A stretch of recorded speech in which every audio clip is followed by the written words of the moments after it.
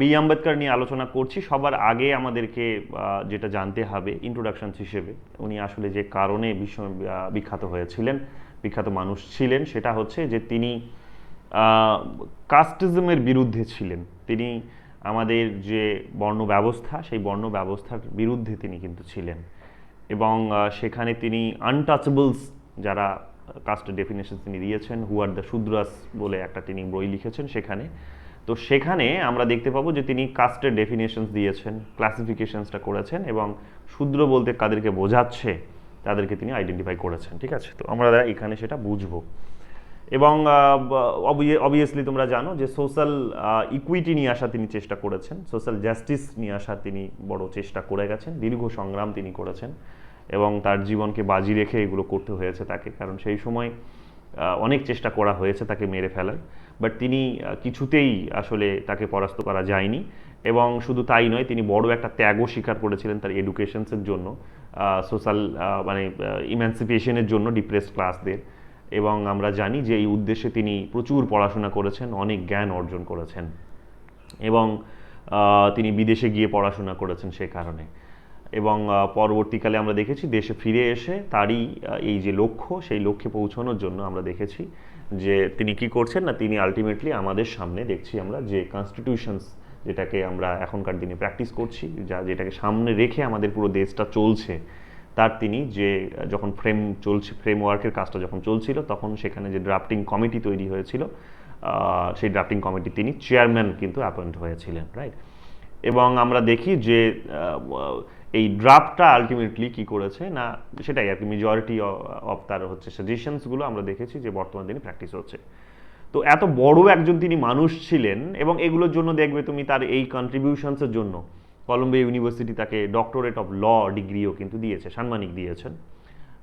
সেখান থেকে যদিও তিনি মাস্টার্স করেছিলেন, পড়াশোনা করেছিলেন, বাট পরবর্তীকালে তাকে কিন্তু এই সম্মানটাও দেওয়া হয়েছে। অসংখ্য ইউনিভার্সিটি তাকে অসংখ্য সম্মান দিয়েছে, সেটা আনকাউন্টেবল বলতে পারো, 60-70টার মতো ওনার প্রায় ডিগ্রি বলতে পারো। ঠিক আছে, রয়েছে এরকম সম্মান রয়েছে ওনার পকেটে। এখানে আমরা যেটা দেখতে পাবো সেটা হচ্ছে যে এই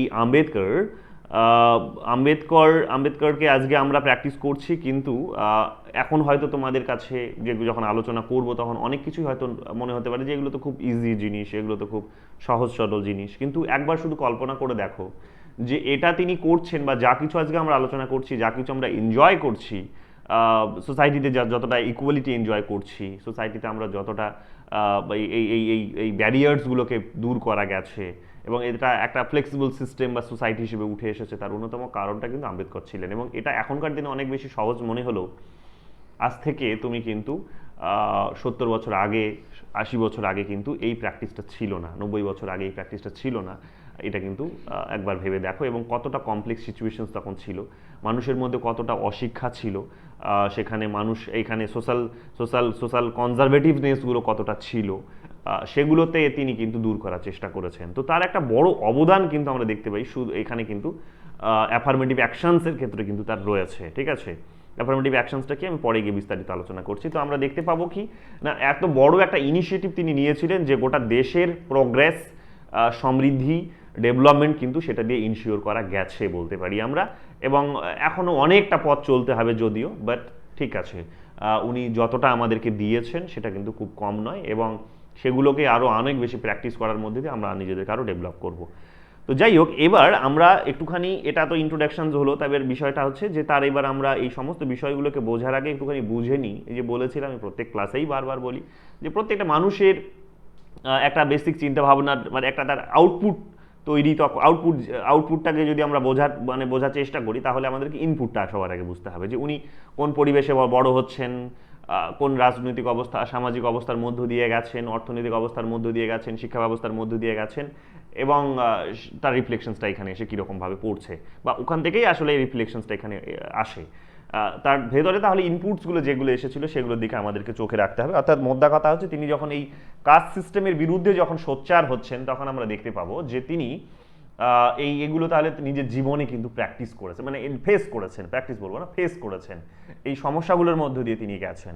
তো সেগুলো আমাদেরকে ভালোভাবে বুঝতে হবে, এবং সোসাইটিতে সমস্ত জায়গায় নয় বলবো, কিন্তু কিছু কিছু রাজ্যে, কিছু কিছু রাজ্যের আবার কিছু কিছু জায়গায় এখনও তোমরা দেখবে যে সিস্টেমগুলো এখনও আছে, ঠিক আছে, এখনও রয়ে গেছে, এবং কিছু কিছু জায়গায় সেগুলো বেড়ে গেছে, কমেনি বরং কিছু কিছু জায়গায় অনেকটা কমে গেছে। বিশেষ করে শহরের দিকে আমি তোমাদের পাবলিক অ্যাডমিনিস্ট্রেশন পড়াবো, তখন বলবো তোমাদের যে সোসাইটিতে প্রোগ্রেস আসে কখন, কিভাবে আসে, এবং এর জন্য ইকোলজিক্যাল আসপেক্টসগুলোকে আমাদেরকে একটুখানি জানতে হবে।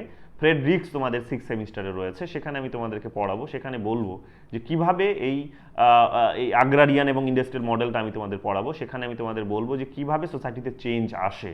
তো যাই হোক, আমি এখন বিস্তারিত আলোচনায় ওখানে আর যাচ্ছি না, কারণ ওটা ওই আলোচনায় গেলে এখন অন্যদিকে চলে যাবো আমরা। বাট এটা জেনে রাখো যে এটা কিন্তু একটা গুরুত্বপূর্ণ বিষয়, যে সোসাইটিতে চেঞ্জ আসার অন্যতম কারণটাই হচ্ছে কিন্তু সেখানকার মানুষের মবিলাইজেশন কিসের মধ্য দিয়ে হয় না, এডুকেশনসের মধ্য দিয়ে মবিলাইজেশনস হয়, এবং এডুকেশনস যখন আসে মানুষের মধ্যে লিবারেল এডুকেশনসগুলো কিন্তু প্রমোটেড হয় ইন জেনারেল। শুধু সোসাইটাল এডুকেশনসগুলো বলবো না, কমিউনিটি এডুকেশনস বলবো না, লিবারেল এডুকেশনসগুলো বা ইন্ডাস্ট্রিয়ালাইজেশনস যেখানে একটুখানি বেশি হয়েছে সেখানে আমরা দেখতে পাই যে সেখানে মানুষের কিন্তু লিবার্টিটা অনেক বেশি এনশিওর করা গেছে, ইন্ডিভিজুয়ালসের বলতে পারি যে লিবার্টিটাকে বেশি এনশিওর করা গেছে। তো যাই হোক, এখানে আমরা যদি এবার আম্বেদকরের আলোচনায় ঢুকি, আম্বেদকরকে আমরা যদি এখানে চর্চা করি, তাহলে আমরা দেখব আরও একটা বিষয় আমি বলিনি, নামটা হয়তো ভুলে যাব, আগেই বলে দিই, সেটা হচ্ছে জন ডিউইর নামটা মনে রাখো তোমরা। জন ডিউই ছিল একজন ভালো কিন্তু একজন বড় মাপের শিক্ষক ছিলেন, চিন্তাবিদ ছিলেন, ওনার ফিলসফিটার নাম আমি ভুলছি।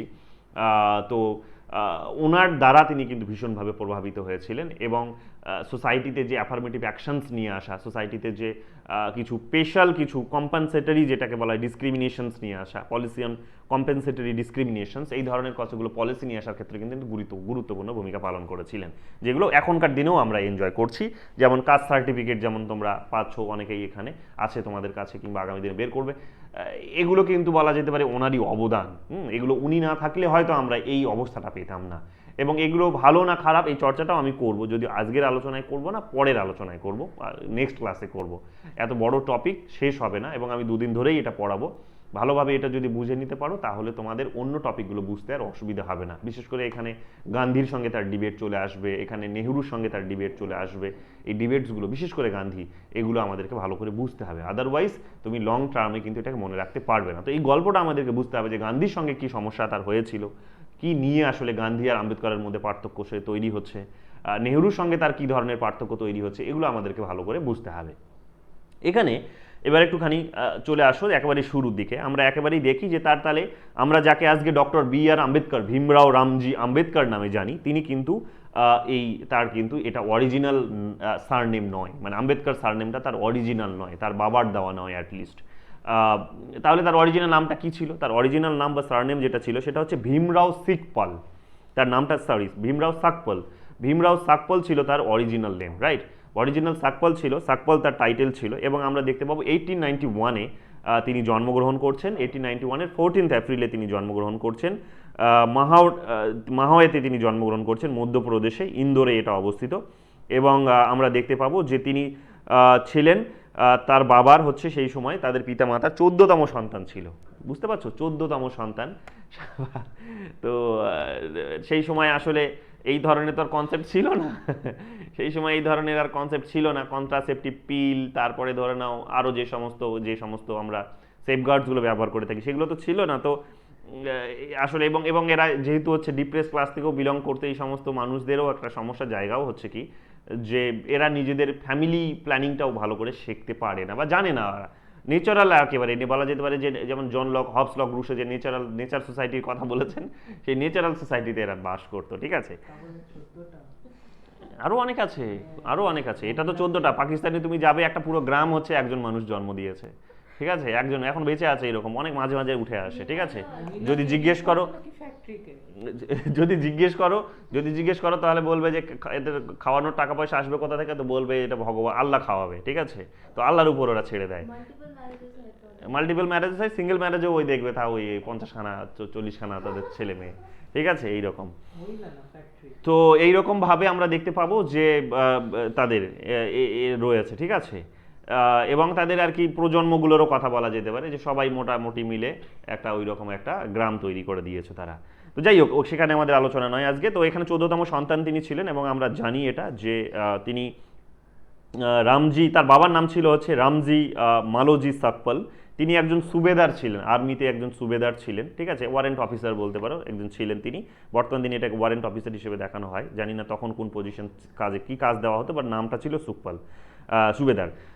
তারপরে আমরা দেখতে পাবো যে তার যে অ্যানসিস্টার্স যারা ছিল, পূর্বপুরুষ যারা ছিল, তারা আমরা দেখেছি যে ব্রিটিশ আর্মিতে, ইন্ডিয়ান ব্রিটিশ আর্মিতে তারা কিন্তু দীর্ঘ সময় ধরে কাজ করেছে, সার্ভ করেছে। এবং আমরা দেখতে পাবো যে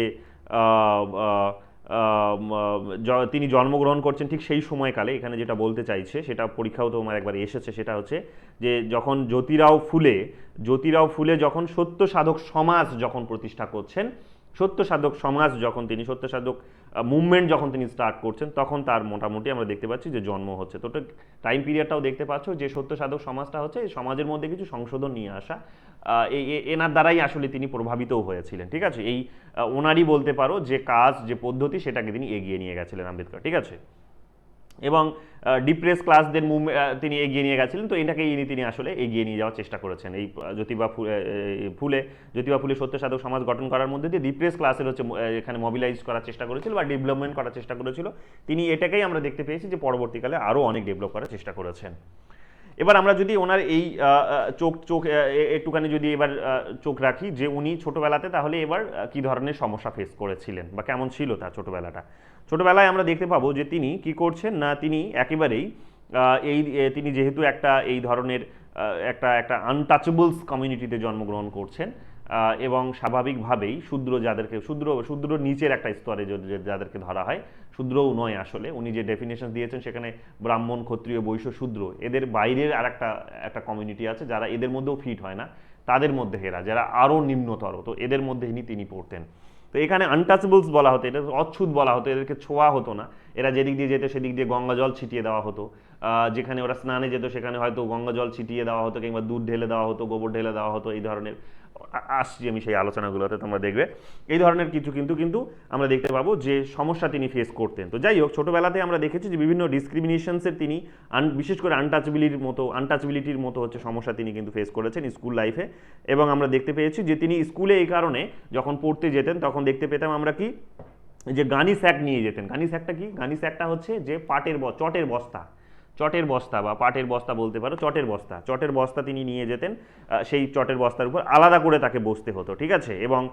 এবং তিনি সেখানে যে ভেসেলস থাকতো, সে পাত্রগুলো থাকতো জল খাওয়ার জন্য, জল পান করার জন্য, সেখান থেকে তিনি নিজে জল কিন্তু তুলতে পারতেন না। তাকে দেখা যেত কি যে তাকে ওই যিনি পিয়ন ছিলেন, ওই পিয়ন এসে দূর থেকে, পিয়নও ব্রাহ্মণ কমিউনিটি থেকে বিলং করতেন, সো দ্যাট কি হতো যে উনি দূর থেকে এরকম উঁচু করে জল ঢেলে দিতেন আর উনি হাতে করে এইভাবে পান করতেন। তো এটা আমরা দেখেছি যে এই রকমের ডিসক্রিমিনেশন তাকে সেই সময় ফেস করতে হয়েছে।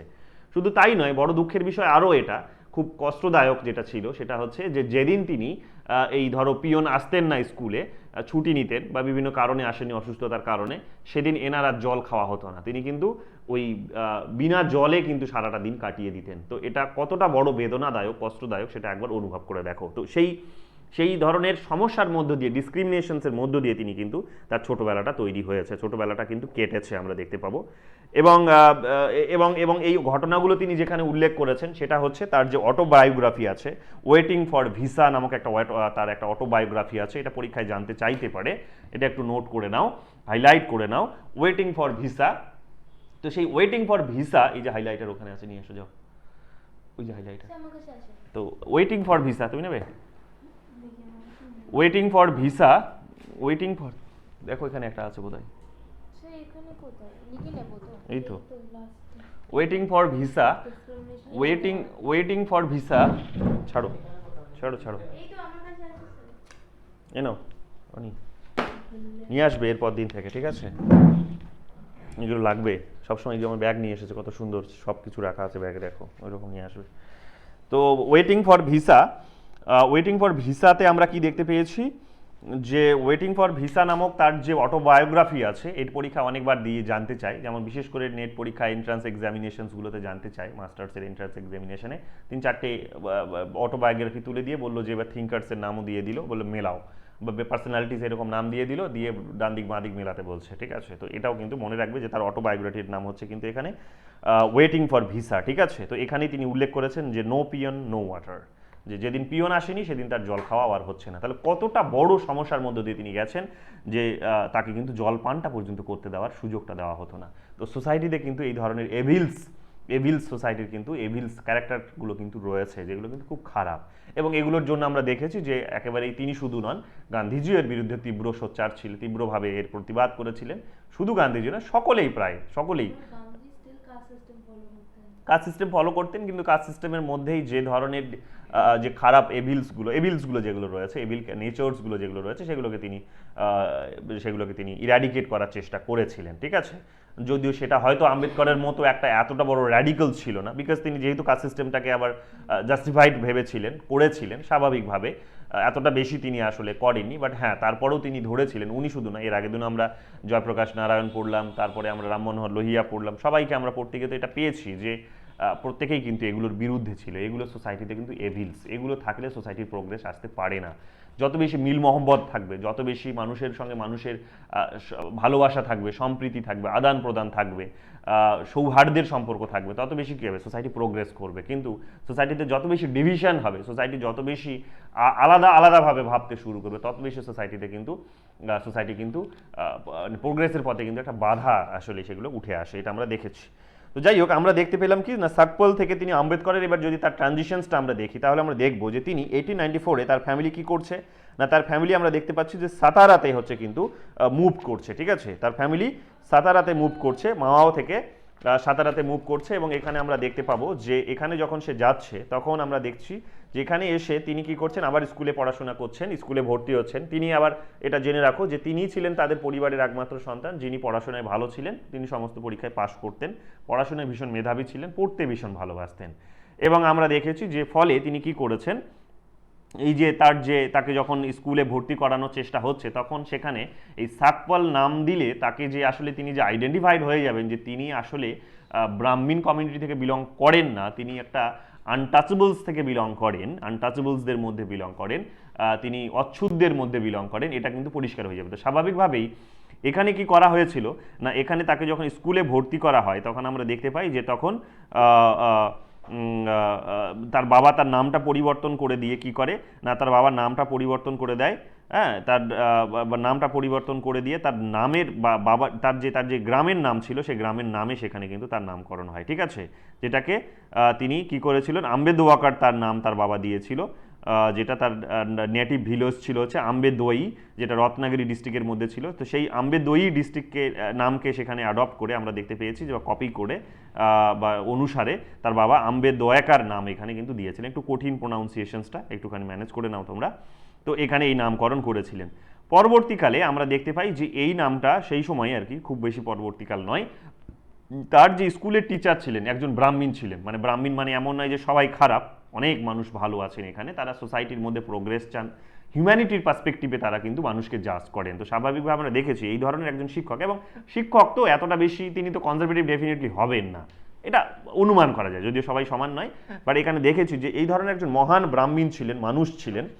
ব্রাহ্মণদের মধ্যে সবাই যে বারবার বলছে যে সবাই সমান নয়, তো এই ধরনের একজন মহান মানুষ ছিলেন, টিচার ছিলেন সেই স্কুলে, সেই নাম ছিল হচ্ছে কৃষ্ণ কেশব আম্বেদকর। ঠিক আছে, তো ইনি কি করলেন, কৃষ্ণ কেশব আম্বেদকর, তখন ইনি কি করলেন না, এনার নামটা চেঞ্জ করলেন, আম্বেদওয়াকার থেকে এনার নামটা দিলেন আম্বেদকর। ঠিক আছে, ইনার স্কুলের রেকর্ডে তখন থেকে এটা হয়ে গেল আম্বেদকর। ঠিক আছে, তো তখন থেকে উনি নামকরণ হলেন ভীমরাও রামজি আম্বেদকর নাম অনুসারে। ঠিক আছে, নামকরণ হলো, তার পরিচিতি তখন থেকে তার এটাই হলো।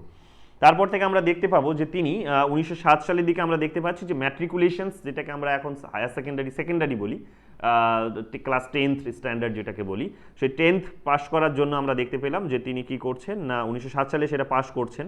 এবং তারপরে তিনি আমরা দেখতে পাচ্ছি যে এলফিনস্টোন কলেজে যাচ্ছেন। এই এলফিনস্টোন কলেজটা বোম্বেতে অবস্থিত। ঠিক আছে, তো তিনি বোম্বেতে গেলেন এবং সেখানে এনরোল হলেন, এবং সেখানে আমরা দেখতে পাচ্ছি যে তিনি প্রথম পার্সন ছিলেন, ব্যক্তি ছিলেন, যিনি মাহার কাস্ট থেকে বিলং করতেন। কোন কাস্ট থেকে, এটা হাইলাইট করে নাও, তিনি মাহার কাস্ট থেকে বিলং করতেন। ঠিক আছে, মাহার কাস্ট, এটা হাইলাইট করে নাও, লিখে নাও, মাহার কাস্ট থেকে, MAHAR, মাহার কাস্ট থেকে তিনি কিন্তু বিলং করতেন। ঠিক আছে, এবং আমরা দেখতে পাবো যে এই মাহার কাছ থেকে তিনি বিলং করতেন, কিন্তু পড়াশোনায় এত বেশি মেধাবী ছিলেন যে খুব কম সময়ের মধ্যে তিনি কি করলেন আমরা দেখতে পেলাম যে তিনি এই 1912 সালের মধ্যেই আমরা দেখতে পেলাম যে পলিটিক্যাল সায়েন্স এবং ইকোনমিক্সের মতো টপিকের উপরে বা সাবজেক্টের উপরে তিনি কি করলেন বম্বে ইউনিভার্সিটি থেকে কিন্তু তার কিন্তু গ্র্যাজুয়েশনের ডিগ্রি তিনি কিন্তু লাভ করলেন, ঠিক আছে। এবং আমরা দেখতে পাবো তিনি হায়ার এডুকেশনসের জন্য 1913 সালে আমরা দেখতে পেলাম যে 1913 সালে হায়ার এডুকেশনসের জন্য কি করলেন না কলম্বিয়া ইউনিভার্সিটিতে পোস্ট গ্র্যাজুয়েশনের জন্য তিনি কিন্তু চলে গেলেন। ইউএসএতে এটা অবস্থিত, এখনও তোমরা জানো পোস্ট গ্র্যাজুয়েশনে এখনও এখানে পড়াশোনা হয়, এখনও অবস্থিত এটা এখনও রয়েছে এটা, এবং একটা নাম করা ইউনিভার্সিটি। তো তিনি কিন্তু সেখানে চলে গেলেন, এটা আমরা দেখেছি 1913 সালে তিনি কিন্তু গেলেন।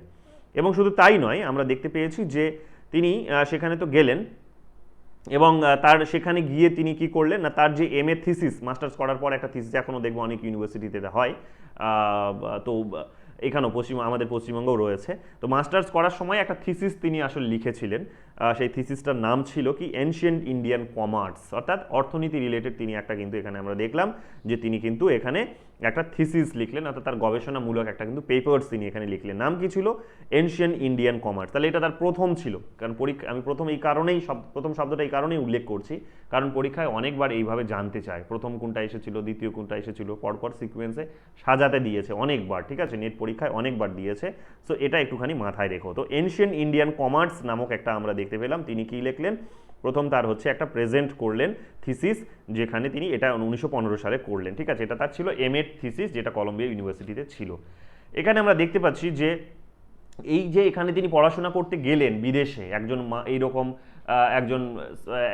একজন মাহার কমিউনিটি থেকে বিলং করা একটা ছেলে, খুব বড় যে অর্থনৈতিক অবস্থা, খুব ভালো যে অর্থনৈতিক অবস্থা তা নয়, তার বাবা সেখানে ছিল, সুবেদার ছিল আর্মিতে, তো খুব বেশি যে বেতন ছিল তা কিন্তু নয়। তো এই বিদেশে যাওয়ার খরচ, পড়াশোনার খরচ, থাকার খরচ, সমস্ত খরচটার ক্ষেত্রে আমরা দেখতে পেলাম তিনি একটা বড় স্কলারশিপ পেয়েছিলেন, এবং এই স্কলারশিপটা পেয়েছিলেন সেই সময়কার যিনি গায়কোয়াড় III ছিলেন, গায়কোয়াড় III যা রাজা ছিলেন সাহাজিরাও, ঠিক আছে, সায়াজিরাও তিনি আমরা দেখতে পেলাম, যা এটাকে আমরা বলি বরোদার মহারাজা, ঠিক আছে। তো বরোদার মহারাজা সায়াজিরাও গায়কোয়াড় III তিনি কি করলেন, তিনি কিন্তু এনাকে স্কলারশিপ দিলেন বিদেশে গিয়ে পড়াশোনার জন্য, এবং অবশ্যই সেখানে টার্মস অ্যান্ড কন্ডিশনস থাকে যে ফিরে এসে তোমাকে কাজ করতে হবে এই ধরনের। তো যাই হোক, এখানে আমরা দেখতে পেলাম যিনি বরোদার মহারাজা সাহাজিরাও গায়কোয়াড় III যিনি ছিলেন, তার হচ্ছে অনুদানে আমরা দেখতে পেলাম যে স্কলারশিপে আমরা দেখতে পেলাম তিনি পড়াশোনা করতে সেখানে গেছিলেন কলম্বিয়াতে, এবং সাকসেসফুলি সেখানে তিনি ডিগ্রি অর্জন করেছেন। 1916 সালে আমরা দেখতে পাবো, 1960-তে আমরা দেখতে পাবো যে তিনি আর একটা থিসিস লিখছেন, সেকেন্ড থিসিস যেটাকে বলা হচ্ছে তার।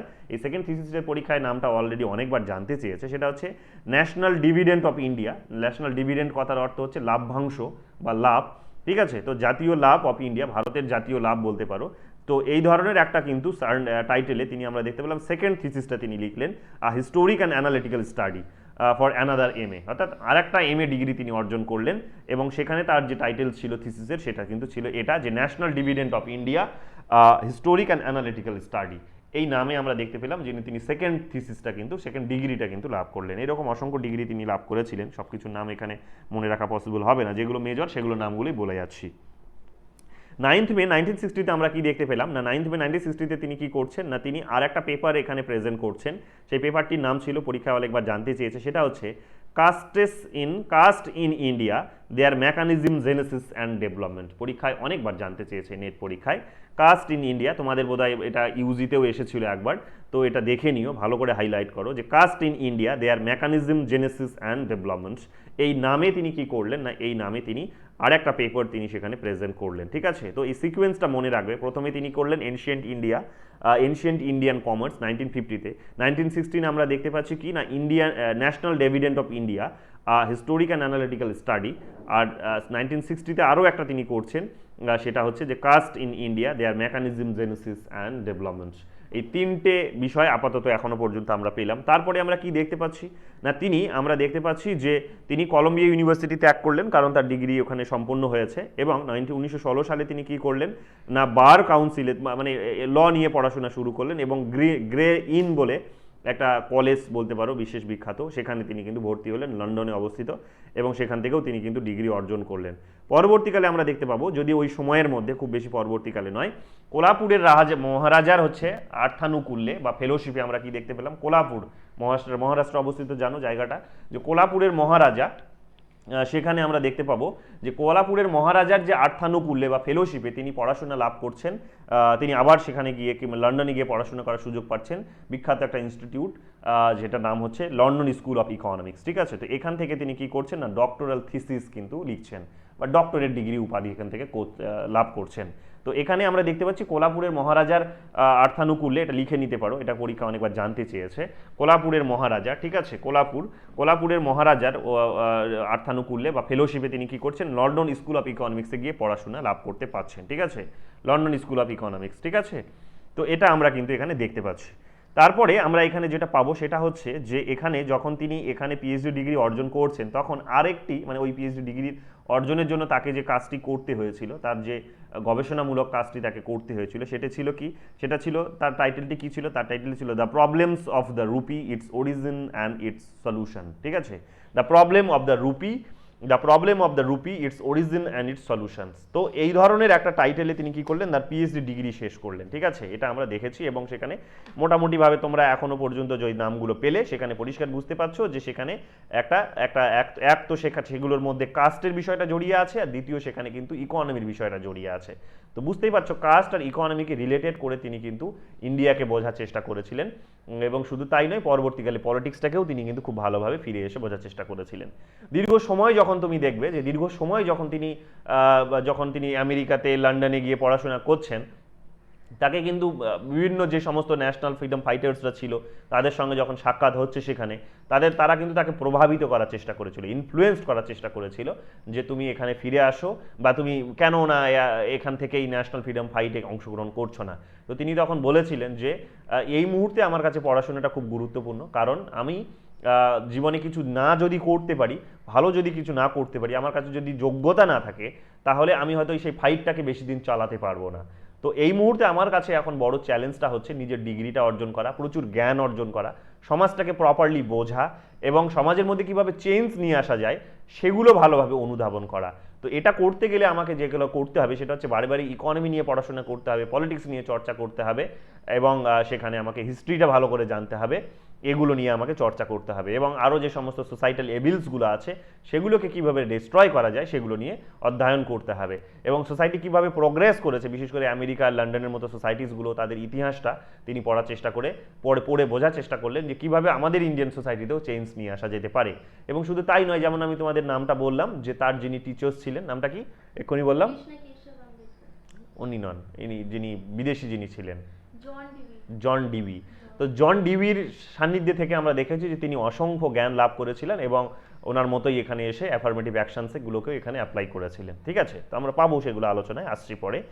তারপরে আমরা দেখতে পাচ্ছি কি না তিনি সেখান থেকে তিনি যখন সেখানে মোটামুটি ডিগ্রি অর্জন শেষ, তার পিএইচডি ডিগ্রি পেয়েছেন, তিনি তখন বাধ্য হয়ে এবং তার ফেলোশিপটাও শেষ, সো বাধ্য হয়ে তাকে কি করতে হচ্ছে না দেশে ফিরতে হচ্ছে। যদিও তার মনের বাসনা কিন্তু শেষ হচ্ছে না পড়াশোনা করার, মানে পড়াশোনা করার তার আরও অনেক ইচ্ছে, জানার আরও অনেক ইচ্ছে রয়েছে, বাট অর্থনৈতিক কন্ডিশনস এতটাই ছিল যে যেহেতু তার ফেলোশিপ বন্ধ আর ফেলোশিপ পাবে না সে, তাকে তখন ফিরে আসতে হবে। সো বাধ্য হয়ে তিনি দেশে যখন ফিরে আসছেন 1917 সালে, তিনি কত সালে দেশে ফিরে আসছেন 1917 সালে, যদি এতটা সিগনিফিকেন্ট নয় তার এই ডেটটা, কিন্তু সিগনিফিকেন্ট ডেট মানে আমাদের এক্সাম পার্সপেক্টিভে বলছি যে কিন্তু সিগনিফিকেন্ট ডেট হচ্ছে দেশে ফিরে আসার একজন ব্যক্তিত্বের নাম আমাদের মনে রাখতে হবে। আমি বোধহয় তোমাদের বলেছিলাম এর আগে সেমিস্টারে, কার?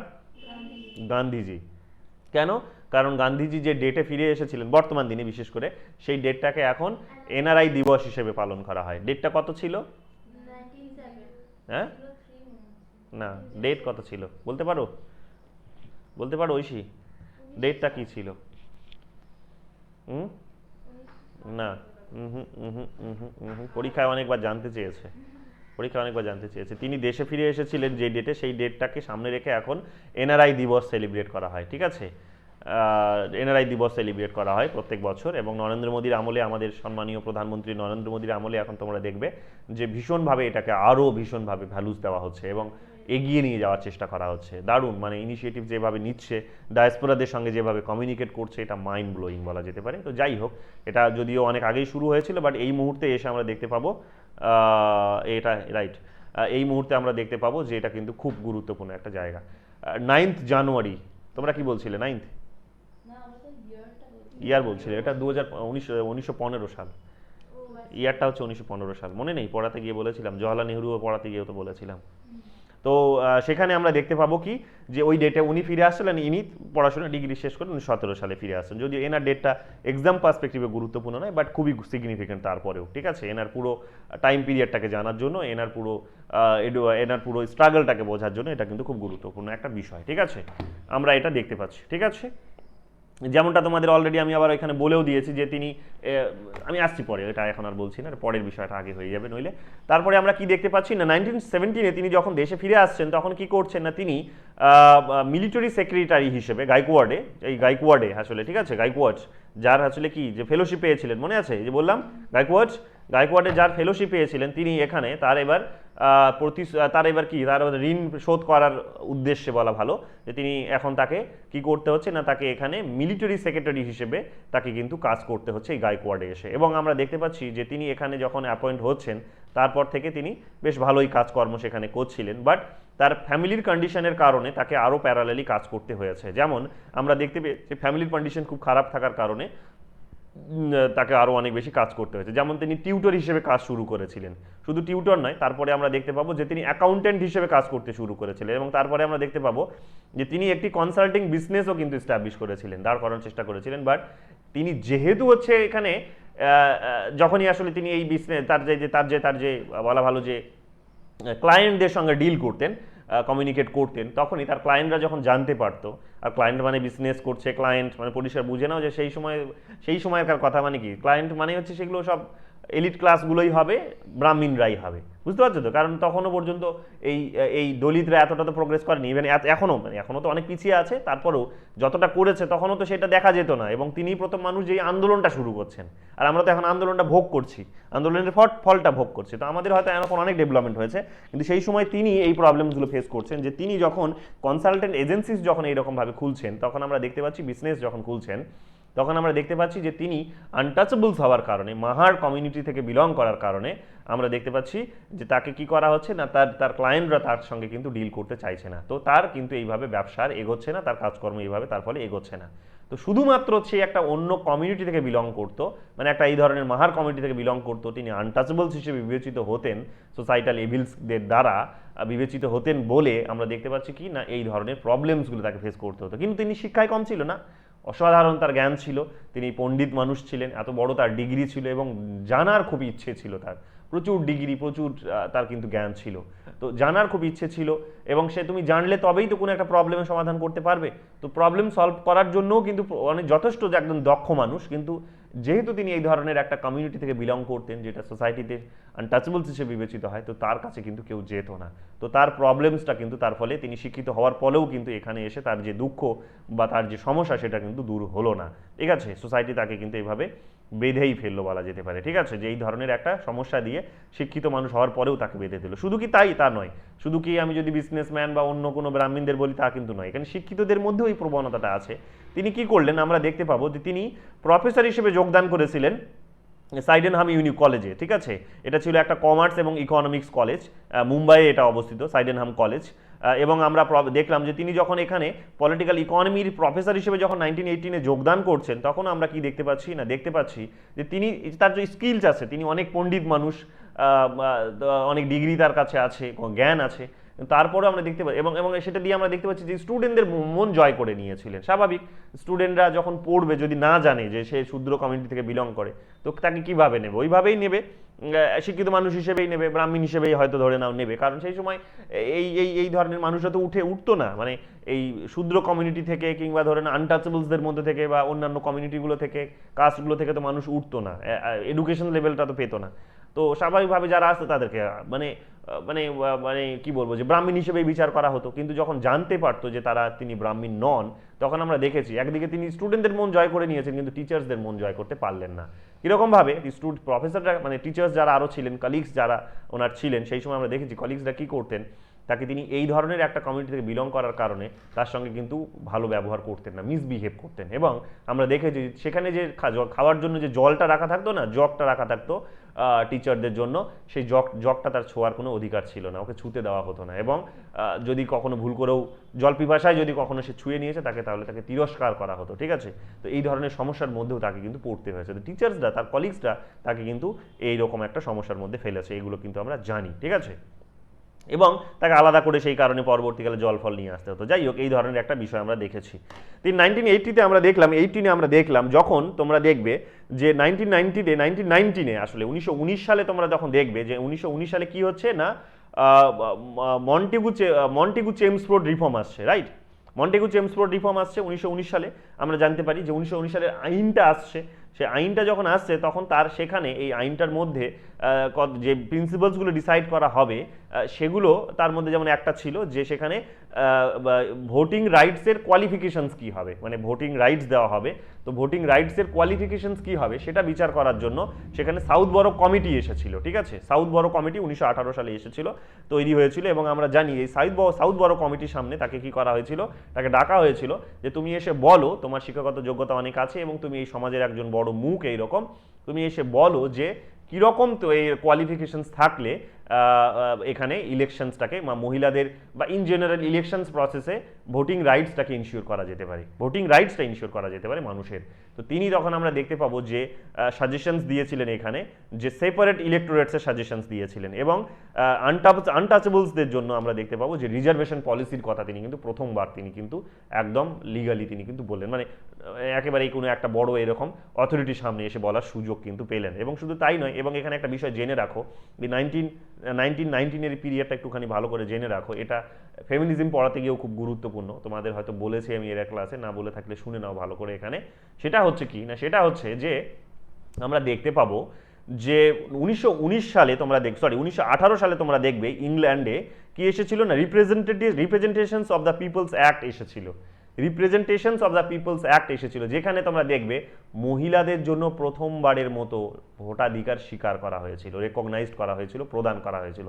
নেট পরীক্ষা অনেকবার জানতে চেয়েছে যে ইংল্যান্ডে প্রথম মহিলাদের ভোটাধিকার কোথায় প্রথম দেওয়া হয়েছে, কবে দেওয়া হয়েছিল। তো ইংল্যান্ডে প্রথম মহিলাদের ভোটাধিকার দেওয়া হয়েছিল 1918 সালে, 1918-এ, ঠিক আছে, 1918, representations of the people act 1918, ঠিক আছে। তোমরা জানো সম্ভবত এটা 1893 কিংবা 97, আমি এক্স্যাক্ট ডেটটা ভুলছি, কনফিউজ হচ্ছি, আইদার 93 আর 97 হবে, 97 হবে। নিউজিল্যান্ডে সম্ভবত প্রথমবারের মতো মহিলাদের ভোটিং রাইটস দেওয়া হয়েছিল। একবার গুগল করে নিতে পারো তোমরা এটা নিয়ে, হ্যাঁ, যে কবে হয়েছিল। তো তো এখানে তোমরা দেখবে যে প্রথমবার ওখানে নিউজিল্যান্ডে হচ্ছে, তারপরে আমরা দেখতে পাবো ধীরে ধীরে কি হচ্ছে, তারপরে তোমরা ধীরে ধীরে দেখবে ইউকে, আমেরিকা, এরকমভাবে, বা আমেরিকা ইউকে, একটু সিকোয়েন্সটা উলট পালট হতে পারে, একটু দেখে নিও তোমরা। তো ইংল্যান্ডে প্রথমবারের মতো আমরা দেখতে পাবো মহিলাদের ভোটের অধিকার দেওয়া হচ্ছে কবে, 1918 সালে দেওয়া হচ্ছে, representations of the people act নামে, ঠিক আছে, একটা আইন তৈরি করা হয়েছিল 18 সালে, সেখানে কিন্তু দেওয়া হয়েছিল। তো ঠিক সেখানে সেটার আদলেই তোমরা দেখবে যে ভারতবর্ষেও কিন্তু ওরা কি করেছিল, চেয়েছিল যে ভারতবর্ষে যে সমস্ত মহিলারা আছে তাদেরকে কিন্তু তারা কি দেবে, ভোটিং রাইটস দেবে, ঠিক আছে। এবং ইন জেনারেল ভোটিং রাইটসের কোয়ালিফিকেশনস কি হওয়া উচিত সেটার জন্য এনাকে কিন্তু ডাকা হয়েছিল, টেস্টিফাই করা হয়েছিল। তো টেস্টিফাইয়ের জন্য ওনাকে ডাকা হয়েছিল, উনি এসে তখন কিন্তু যে প্রস্তাব দিয়েছিলেন যে আনটাচেবলসদের জন্য রিজার্ভেশন এবং সেপারেট ইলেক্টোরেটসের কিন্তু তিনি দাবি জানিয়েছিলেন সেখানে, ঠিক আছে। যাই হোক, ইন্ডিয়াতে যখন তোমরা দেখবে, যখন এই ইংল্যান্ডে যখন দেখবে মহিলাদের জন্য ভোটিং রাইটসটাকে সিকিউর করা হলো না, তখন সব মহিলাকে ভোটিং রাইটস দেওয়া হয়নি, এটা একটুখানি শুনে নাও, জেনে নাও। প্রথমবার তো পাচ্ছে তারা, প্রথমবার 1918 সালে তারা প্রথম পাচ্ছে। তার আগে মানে পুরুষদের তো শুরু থেকেই রয়েছে ধরে নাও। তো মহিলাদের প্রথমবার 1918 সালে তারা পাচ্ছে। তখন যাদের অর্থনৈতিক, যাদের সম্পত্তি আছে, যে সমস্ত মহিলাদের সম্পত্তি আছে, মিনিমাম একটা সম্পত্তি আছে, একটা কোয়ালিফিকেশন সেখানে একটা প্যারামিটার্স বেঁধে দেওয়া হয়েছিল। তো সেই প্যারামিটার্সে যতটা সম্পত্তি মহিলাদের আছে তাদেরই শুধুমাত্র ভোটিং রাইটসটাকে সিকিউর করা হয়েছিল। এবং সেখানেও তোমরা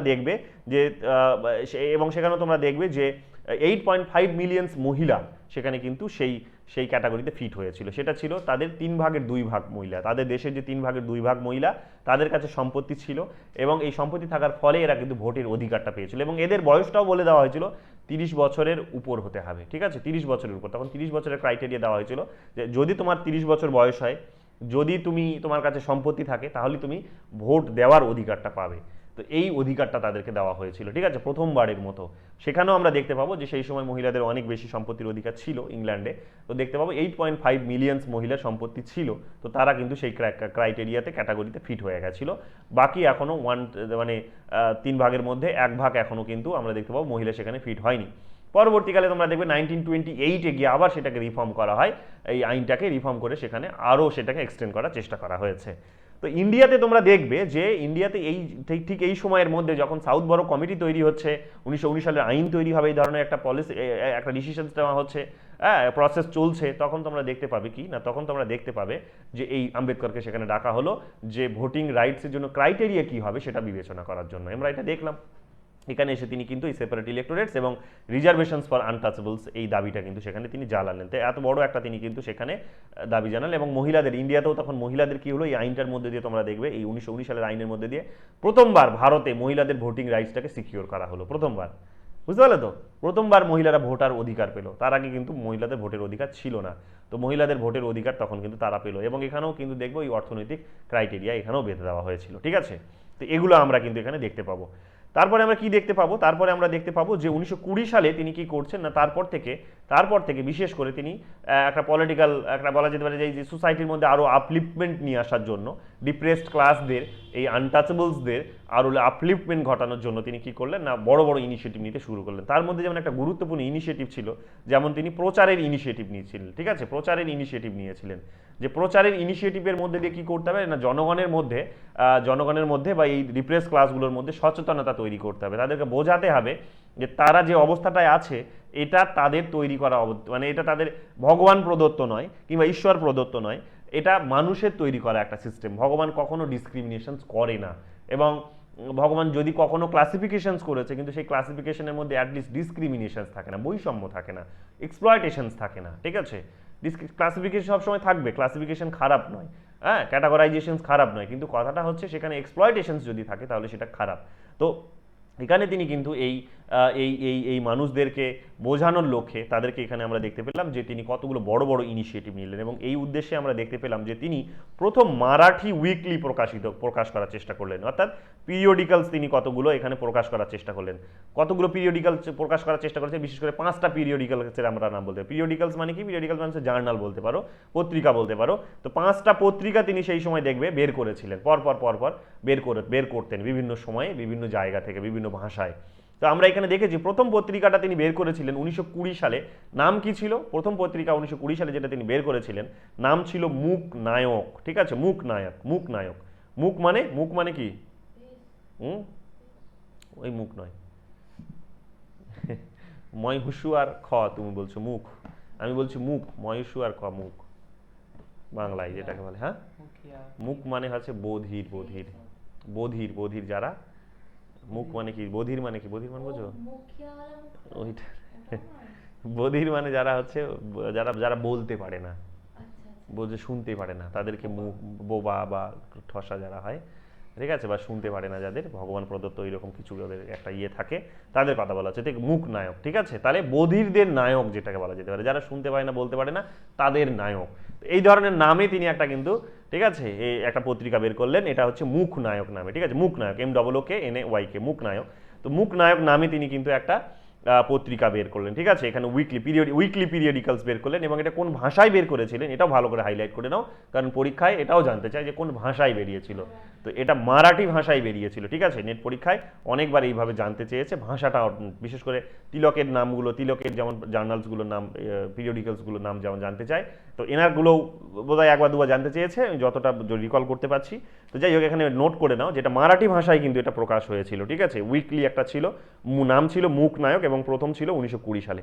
তারপরে এখানেই তিনি কি করতেন না, এই যে দেখো ইংলিশে লেখাই আছে লিডার্স অফ সাইলেন্স, যারা বলতে পারে না, ঠিক আছে, লিডার্স অফ সাইলেন্স। তো এটা কোথা থেকে প্রকাশ হতো না, এটা মুম্বাই থেকে প্রকাশ হতো, এবং ডিপ্রেসড ক্লাসদের মধ্যে সচেতনতা তৈরি করার জন্য তিনি কিন্তু এটা করেছেন, ঠিক আছে, কনসিয়াসনেস গ্রো করার লক্ষ্যে তিনি কিন্তু এই ধরনের একটা কিন্তু উইকলি বের করতেন, ঠিক আছে, পিরিয়ডিক্যালস বের করতেন। এবং তারপরে আমরা দেখতে পেয়েছি যে তিনি 20 থেকে আমরা দেখতে পাবো যে 20 থেকে 23-এর মধ্যে তিনি আবার কি করলেন, 20 থেকে 23-এর এই সময়কালে তিনি আবার ইন্ডিয়াতে তিনি আবার লন্ডন স্কুল অফ ইকোনমিক্সে জয়েন করলেন। কোথায়? লন্ডন স্কুল অফ ইকোনমিক্সে জয়েন করলেন, যেখান থেকে তিনি ফিরে এসেছিলেন, ডক্টরেট ডিগ্রি নিয়ে আসলেন, আবার সেখানে গেলেন পড়াশোনার উদ্দেশ্যে। এবং আমরা ওখানে দেখতে পেলাম যে সেখানে তিনি পড়াশোনা করতে আবার শুরু করলেন। এবং প্যারালালি 1924 সালে, পরবর্তীকালে 1924 সালে আমরা দেখতে পাচ্ছি কি তিনি বম্বে হাইকোর্টে এসে ল প্র্যাকটিস করতে শুরু করলেন। বম্বে হাইকোর্টে এসে ল প্র্যাকটিস করতে শুরু করলেন। ঠিক আছে, এবার একটুখানি এই জায়গাটাতে জেনে নাও যে এই যে 5টা যে পিরিয়ডিক্যালসের নাম কথাটা বললাম, যেটা ওই 20 সালে প্রথম মুখ নায়ক বেরিয়েছিল, তারপরে তোমরা দেখতে পাবে আর একটা যেমন পিরিয়ডিক্যালস খুব গুরুত্বপূর্ণ, সেটা হচ্ছে বহিষ্কৃত ভারত। দেখো লেখা রয়েছে নিচের দিকে বহিষ্কৃত ভারত। বহিষ্কৃত ভারত নামে একটা কিন্তু এখানে তিনি পিরিয়ডিক্যালস বের করতেন। আর একটা পিরিয়ডিক্যালস ছিল তার হচ্ছে যে ইকুয়ালিটি, যেটা নাম ছিল সমতা। ঠিক আছে, 28-এ ইংলিশ নামটা হচ্ছে ইকুয়ালিটি। ঠিক আছে, 1928-এ তিনি এটা বের করতেন। জনতা নামে একটা বের করতেন তিনি 1924-এ। ঠিক আছে, জনতা, এটা ইংলিশে নামটা হচ্ছে দ্য পিপলস 1924-এ। ঠিক আছে, 1930-তে এক জায়গায় রয়েছে দেখছি, সরি এটা হ্যাঁ দ্য পিপলস বা যেটা জনতা সেটা 1930-তে, 1924-এ নয়, মিস্টেক করলাম আমি। ঠিক আছে, 1930-তে হচ্ছে কি বের করতো, 1930-তে আমরা দেখেছি 1930 সালে জনতা বের করতো, যেটাকে ইংলিশে বলা হতো দ্য পিপলস। ঠিক আছে, এটা আমরা দেখেছি। এবং আর একটা বের করতো যেটা নামটা এখানে লেখা নেই। ঠিক আছে, নামটা হচ্ছে এখানে প্রবুদ্ধ ভারত, এনলাইটেন্ড ইন্ডিয়া, 1956-এ তিনি অনেক পরে বের করেছিলেন, তার মৃত্যুর ঠিক কিছুদিন আগে বলতে পারো। প্রবুদ্ধ ভারত কি, ইংলিশটা হচ্ছে এনলাইটেন্ড ইন্ডিয়া, প্রবুদ্ধ ভারত, এটা লিখে নাও, পরীক্ষা অনেকবার জানতে চেয়েছে। প্রবুদ্ধ ভারতকে লিখেছেন, প্রবুদ্ধ ভারত কার পিরিয়ডিক্যালস ছিল, এটা পরীক্ষায় অনেকবার জানতে চেয়েছে। সো প্রবুদ্ধ ভারত কিন্তু এটা ছিল তার কিন্তু এটা পিরিয়ডিক্যালস ছিল। এটা ছিল 1956-এ, ইংলিশটা হচ্ছে এনলাইটেন্ড ইন্ডিয়া। হ্যাঁ হ্যাঁ, 5টার মধ্যে এটা হচ্ছে লাস্ট ছিল। তো যাই হোক, এখানে আমরা দেখতে পাচ্ছি 1956-এ এটা তিনি বের করছেন। ঠিক আছে, প্রবুদ্ধ ভারত, ইংলিশটা হচ্ছে এনলাইটেন্ড ইন্ডিয়া, 1956-এ তিনি এটা বের করছেন। ঠিক আছে, এবং তাই নয়, আমরা দেখতে পাবো, এবং শুধু তাই নয়, লিখে নিয়েছো সবাই? প্রবুদ্ধ ভারত লিখেছো তো? আর ওই ইকুয়ালিটির নামটা হচ্ছে হিন্দিতে ছিল সেই সময় বলতে পারো, বা অন্য কোনো ভাষায় হতে পারে, আমি এক্স্যাক্ট জানি না। সেটা হচ্ছে এখানে সমতা বলা হতো সেটাকে। ঠিক আছে, ইংলিশে ইকুয়ালিটি বলা হতো 1928। এটাও লিখে নাও, কারণ পরীক্ষা দেখা গেল তোমাদের ইকুয়ালিটি বললো না, সমতা জানতে চাইলো। তো সমতা যদি জানতে চাই তখন তোমরা কনফিউজড হবে। তো নামটা লিখে নাও, ইকুয়ালিটির পাশে লিখে নাও সমতা। ঠিক আছে, সমতা ঠিক নয়, সমতা, SAMTA, সমতা। ঠিক আছে, হিন্দি ওয়ার্ডই বলা যেতে পারে এটাকে, সমতা, SAMTA, সমতা। 1928-এ বের করেছিল। আর জনতা, যেটাকে জানতা যেটা হচ্ছে দ্য পিপলস, জনতা, যেটা ইংলিশটা হচ্ছে দ্য পিপলস, 1930-তে তিনি এটা বের করতেন। ঠিক আছে, বের করেছিলেন। তো এই ধরনের 5টা আমরা দেখতে পাচ্ছি যে এই নামে 5টা আছে, এরকম 5টা নামে তিনি পিরিয়ডিক্যালস বের করেছিলেন। ঠিক আছে, এই ধরনের 5টা পিরিয়ডিক্যালস তিনি বের করেছিলেন, এবং এগুলোর মধ্যে দিয়ে তার যে মেসেজ সোসাইটিকে সেটা কিন্তু পৌঁছে দেওয়ার চেষ্টা করতেন, সোসাইটির মধ্যে আপলিফটমেন্ট ঘটানোতে কিন্তু চেষ্টা করতেন। ঠিক আছে, এটা আমরা দেখেছি। হ্যাঁ, জনতা 1930-তে বেরিয়েছিল। হ্যাঁ, দ্য পিপলস, ইংলিশটা হচ্ছে দ্য পিপলস। ঠিক আছে, 1930-তে। শুধু তাই নয়, আমরা দেখতে পাবো কি তিনি এদের আপলিফটমেন্টের জন্য একটা বলা ভালো যে একটা সংগঠনও প্রতিষ্ঠা করেছিলেন। সেই সংগঠনটার নাম ছিল 1924-এ, যদিও এটা তিনি করেছিলেন, এটা সংগঠনটার নাম ছিল বহিষ্কৃত হিতকারিণী সভা। ঠিক আছে, এখানে বি দিয়ে নামটা আছে, তোমরা ডাব্লু দিয়েও পেতে পারো, অনেক বইয়ে তোমরা ডাব্লু দিয়েও পেতে পারো। তো এখানে মনে রাখবে বহিষ্কৃত বি দিয়েই, আর এটা বেশি অ্যাপ্রোপ্রিয়েট, অনেক বইয়ে এটাই পাওয়া যায়। তো বহিষ্কৃত হিতকারিণী সভা বলে তিনি এরকম একটা বলা যেতে পারে যে সভা এখানে তিনি বা একটা সংগঠন তিনি প্রতিষ্ঠা করেছিলেন 1924-এ, যেখানে তিনি ডিপ্রেস ক্লাসদের আপলিফটমেন্ট ঘটানোর চেষ্টা করেছিলেন। শুধু তাই নয়, আমরা দেখেছি 1927-এ আমরা দেখতে পাবো দুটো আরও এখানে তো আমরা দেখতে পাবো অর্গানাইজেশন তিনি প্রতিষ্ঠা করেছিলেন। সেটা হচ্ছে যেমন সমাজ সমতা সংঘ, একটা হচ্ছে কি সমাজ সমতা সংঘ, SAMAJ, সমাজ সমতা, SAMATA, সমতা সংঘ, SANGH, সমাজ সমতা সংঘ, অ্যান্ড হচ্ছে দ্বিতীয় হচ্ছে সমতা সৈনিক দল 1927-এ। কি সমতা সৈনিক দল, SAMATA, SAINIKDAL, সমতা সৈনিক দল 1927-এ। এই ধরনের দুটো অর্গানাইজেশনও তিনি কিন্তু প্রতিষ্ঠা করেছিলেন, যার মধ্য দিয়ে তিনি কি করেছিলেন না আনটাচেবলসদের ইমানসিপেশনস ঘটানোর কিন্তু যথেষ্ট বড় একটা প্রয়াস তিনি কিন্তু হাতে নিয়েছিলেন। তো এগুলো আমরা কিন্তু দেখেছি। তারপরে আমরা কি দেখতে পাবো, যে তিনি কি করছেন না, তারপরে আমরা দেখতে পাচ্ছি যে তিনি সত্যাগ্রহ তিনি সংগঠন করার চেষ্টা করছেন। সত্যাগ্রহ কি, মানে সত্যাগ্রহ হচ্ছে সত্যে যেটা অধীর, সত্যে কি বলবো, সত্যে অনড়, যেটাকে সত্যে অনড় থাকার যে প্রক্রিয়া, এবং তার যে একটা রিভলিউশনারি প্রসেস, হ্যাঁ, সেটাকে এখানে সত্যাগ্রহ হিসেবে দেখানো হয়েছে, ঠিক আছে, সত্যাগ্রহ। তো এটা অবশ্যই শান্তিপূর্ণ হয়, গান্ধীজি জানো তোমরা এটা বারবার করার চেষ্টা করেছেন। তো সত্যাগ্রহ তিনি কিন্তু অনেক চালিয়েছেন, তার মধ্যে যেমন একটা ছিল, তিনি কি করেছেন, তিনি এখানে আনটাচেবলসদের এই আনটাচেবল সিস্টেমটার বিরুদ্ধে আমরা দেখতে পেয়েছি তিনি কি করতেন, আনটাচেবল সিস্টেমটাকে দূর করার জন্য সোসাইটি থেকে আমরা দেখতে পেয়েছি যে তিনি এখানে সত্যাগ্রহ লঞ্চ করেছিলেন 1927-এ, ঠিক আছে, 1927-এ এক ধরনের সত্যাগ্রহ লঞ্চ করেছিলেন, এখানে আমরা দেখতে পাচ্ছি। এবং এখানে এখানে তিনি করেছিলেন যেটা, সেটা হচ্ছে যে তিনি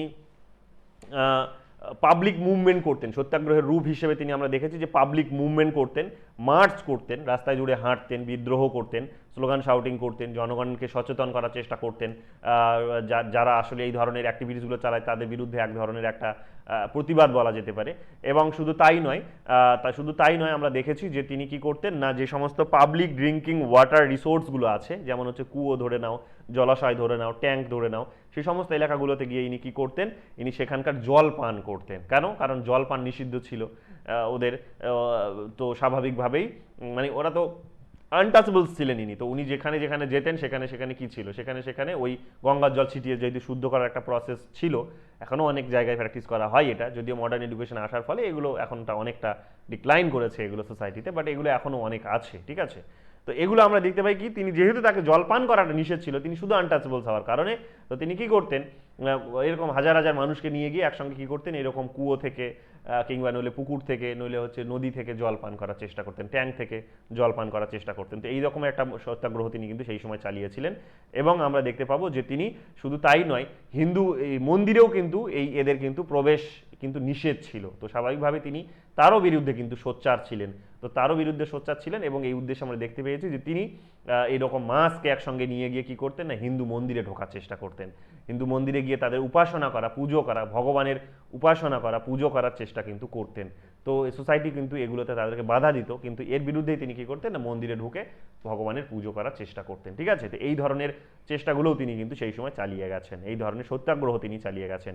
1927-এ 20 মার্চ একটা বিখ্যাত সত্যাগ্রহ তিনি চালিয়েছিলেন, নামটা ছিল, পরীক্ষা অনেকবার জানতে চায়, নামটার নাম ছিল হচ্ছে মাহাত সত্যাগ্রহ। এই ধরনের একটা সত্যাগ্রহ, নামটা কি ছিল, মাহাত সত্যাগ্রহ, MAHOD, মাহাত। উনি কোন কমিউনিটি থেকে বিলং করতেন, কোথায় লেখা ছিল, মাহাড়। আর এখানে মাহাত নামক একটা জায়গাতে তিনি কি করে, মাহাড়, রাইট, এখানে মাহাত নামক জায়গাতে গিয়ে জায়গাতে গিয়ে কি করলেন, তিনি মাহাত সত্যাগ্রহ চালানোর চেষ্টা করলেন, ঠিক আছে। এবং এখানে আমরা গিয়ে দেখতে পাচ্ছি কি না, মাহাত সত্যাগ্রহতে আমরা দেখতে পাচ্ছি যে তিনি কি করছেন, আনটাচেবল কমিউনিটিসদেরকে নিয়ে গিয়ে তিনি কি করছেন না, ওই যে চৌদার ট্যাঙ্ক বলে একটা ট্যাঙ্ক ছিল, সেই ট্যাঙ্কটা শহরের মধ্যে ছিল, সেই শহরের এই চৌদার ট্যাঙ্কের মধ্যে গিয়ে কি করছেন, তারা কিন্তু জল পান করার চেষ্টা করছেন।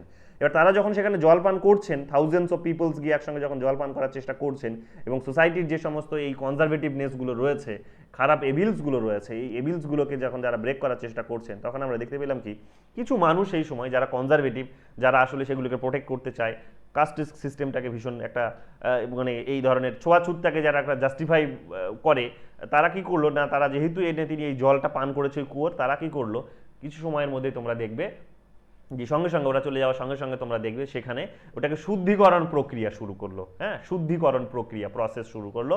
সেই শুদ্ধিকরণ প্রসেসের মধ্যে আমরা কি দেখতে পেলাম না, যেমন হচ্ছে cow urine, cow dung, milk, card, butter, এই সমস্ত মিশিয়ে ঘোল করে বলতে পারো যে সেখানে এসে তারা সেই ট্যাঙ্কে এসে তারা ফেলে শুদ্ধি করার কিন্তু চেষ্টা করেছিল, ঠিক আছে। এবং এইরকম ভাবে ওর থেকে বেশি নোংরা শুদ্ধি হলো। তো এইরকম ভাবে শুধু 1-2 পট নয়, 1-2 পট ফেলে দিলাম, 1 গ্লাস ফেলে দিয়ে শুদ্ধি করলাম, ব্যাপার নয়, 108 পট, দেখো এখানে সংখ্যাটা লেখা আছে, 108 পট তারা কি করছে, 108 পটস তারা সেখানে এই ধরনের এগুলোর এই ঘোলগুলো মিশিয়ে তারা কিন্তু সেখানে ফেলে ওটাকে শুদ্ধিকরণ করলো, ঠিক আছে। তো এগুলো সোসাইটিতে কিছু মানুষ এগুলো বিশ্বাস আছে, তারা করে, হ্যাঁ। তো এই বিশ্বাসের জায়গা থেকে এইভাবে যে এটাকে শুদ্ধিকরণ করা যায়, এই ধরনের প্রসেসে মানুষ বিশ্বাস করে, তো তারাও এই প্রসেসে কাজটা করেছিল, ঠিক আছে, এটাকে শুদ্ধিকরণের কাজটা করেছিল। তো এইরকম ভাবে আমরা দেখতে পেয়েছি যে তাকে কিন্তু বাধা দেওয়া হতো, এবং এই ধরনের সিস্টেমসগুলোর মধ্য দিয়ে, এবিলসগুলোর মধ্যে দিয়ে, সোসাইটাল এই ধরনের এবিলসগুলোর মধ্যে দিয়ে তাকে যেতে হয়েছে। যদিও এখন দেখবে অনেক সোসাইটি প্রোগ্রেস হয়ে গেছে, এগুলোকে আর মানে না এখন, তাই না? এখন আমরা খোঁজই রাখি না যে কে কে কোন কাস্ট থেকে বিলং করে, কে কোন জাতি থেকে বিলং করে, এগুলো আমরা খোঁজ রাখি না। এবার ওই মানে দলিত কাস্টে ছিল তারাও এগিয়ে যাচ্ছে, খুব এগিয়ে গেছে, খুব প্রসেস হয়ে না, গেছে। এটা এটা তুমি ওয়েস্ট বেঙ্গলে দেখতে পাচ্ছ, বাইরে যাও তো দেখতে পাবে। রাজস্থান में ऐसा कुछ হ্যাঁ, মানে রাজস্থান কি মানে ওয়েস্ট এবং বেঙ্গল শুধু ওয়েস্ট বেঙ্গলের মধ্যেও তুমি ওটা তুমি দেখছো যেটা, সেটা শুধু ব্যারিয়ে, সেটাই একমাত্র বিষয় নয়। তো অন্য দিক থেকে দেখো, তুমি দেখো জার্নালিজমে দেখো সব ব্রাহ্মণদের খুঁজে পাবে। আমি ছোট করছি না কাউকে, ওদের ট্যালেন্ট আছে, এগিয়ে গেছে সেটা নয়, কিন্তু তারপরেও আমি বলছি যে কিন্তু সোসাইটির তো কিছু নিয়ম তৈরি করে কাউকে তো আটকে দেওয়ারও তো চেষ্টা করা হয়েছে, তো কীভাবে সেগুলো হচ্ছে এইভাবে আটকে দেওয়ার চেষ্টা করা হয়েছে। বুঝতে পারলে তো? তুমি শুধু জল পান করার জন্য যদি তুমি এখন 10 কিলোমিটার ছুটবে, তুমি পাশের বাড়ির ট্যাঙ্কটা থেকে জল তুলতে পারবে না, শুধুমাত্র তুমি ওই ধরনের একটা কমিউনিটি থেকে বিলং করার কারণে, একটা কাস্ট থেকে বিলং করার কারণে। তাহলে তুমি শিক্ষা পাবে কখন? আর শিক্ষা যদি না পাবে তো তুমি জার্নালিস্ট হবে কখন? তুমি শিক্ষক হবে কখন? তুমি দেশের প্রধানমন্ত্রী বা হবে কখন? যদি এখন প্রধানমন্ত্রী হচ্ছে, নিজেই আমাদের সম্মানীয় প্রধানমন্ত্রী এখন নিজেই এখন ওবিসি কাস্ট থেকে বিলং করেন। তো এটা ব্যারিয়ারসগুলো ব্রেক করছে, এবং নিজে আমাদের দেশের প্রধানমন্ত্রী নরেন্দ্র মোদীও তখন এই চেষ্টাগুলো নিচ্ছে এগুলোকে ব্রেক করার, অনেক ইনিশিয়েটিভ নেওয়া হচ্ছে। তো যাই হোক, তারপরেও তোমরা দেখতে পাবে যে এগুলো কিন্তু আমাদের সোসাইটিতে রয়ে গেছে। তো তুমি দেখো জার্নালিস্টদের দেখো, তুমি যারা সিনেমা করছে তাদের দেখো, সব দেখবে ব্যানার্জি, চ্যাটার্জি, মুখার্জি, মানে বেঙ্গলের যদি কথা বলি, ব্যানার্জি, চ্যাটার্জি, মুখার্জি তারাই এগিয়ে আছে। আর অন্য কাউকে দেখাও, দেখাও আমাকে দাস দেখাও, দুটো দেখাও এখানে, আরও অন্য কোনো ইয়ের ক্যাটাগরির কাস্টের মধ্যে যেগুলো আর কি রিজার্ভ ক্যাটাগরিতে আসে, যেগুলো শূদ্র, তাদের দেখাও, তুমি পাবে না। এইভাবে দেখতে শেখো জিনিসটাকে, তো বুঝতে পারবে যে এদের কিছুই হয়নি এখন, ওরা কিছুই পায়নি এখন, ওরা এখন অনেকটা পিছিয়ে আছে, ঠিক আছে?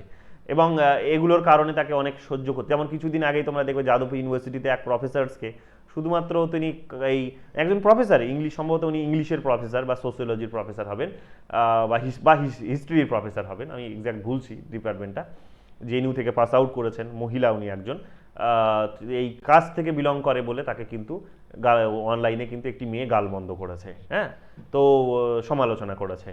তো দেখো এত শিক্ষিত, তারপরেও সেটা তার বিচার হচ্ছে না, সেটা দিয়ে তাকে বিচার হচ্ছে না, তার কাস্ট দিয়ে তাকে বিচার করছে।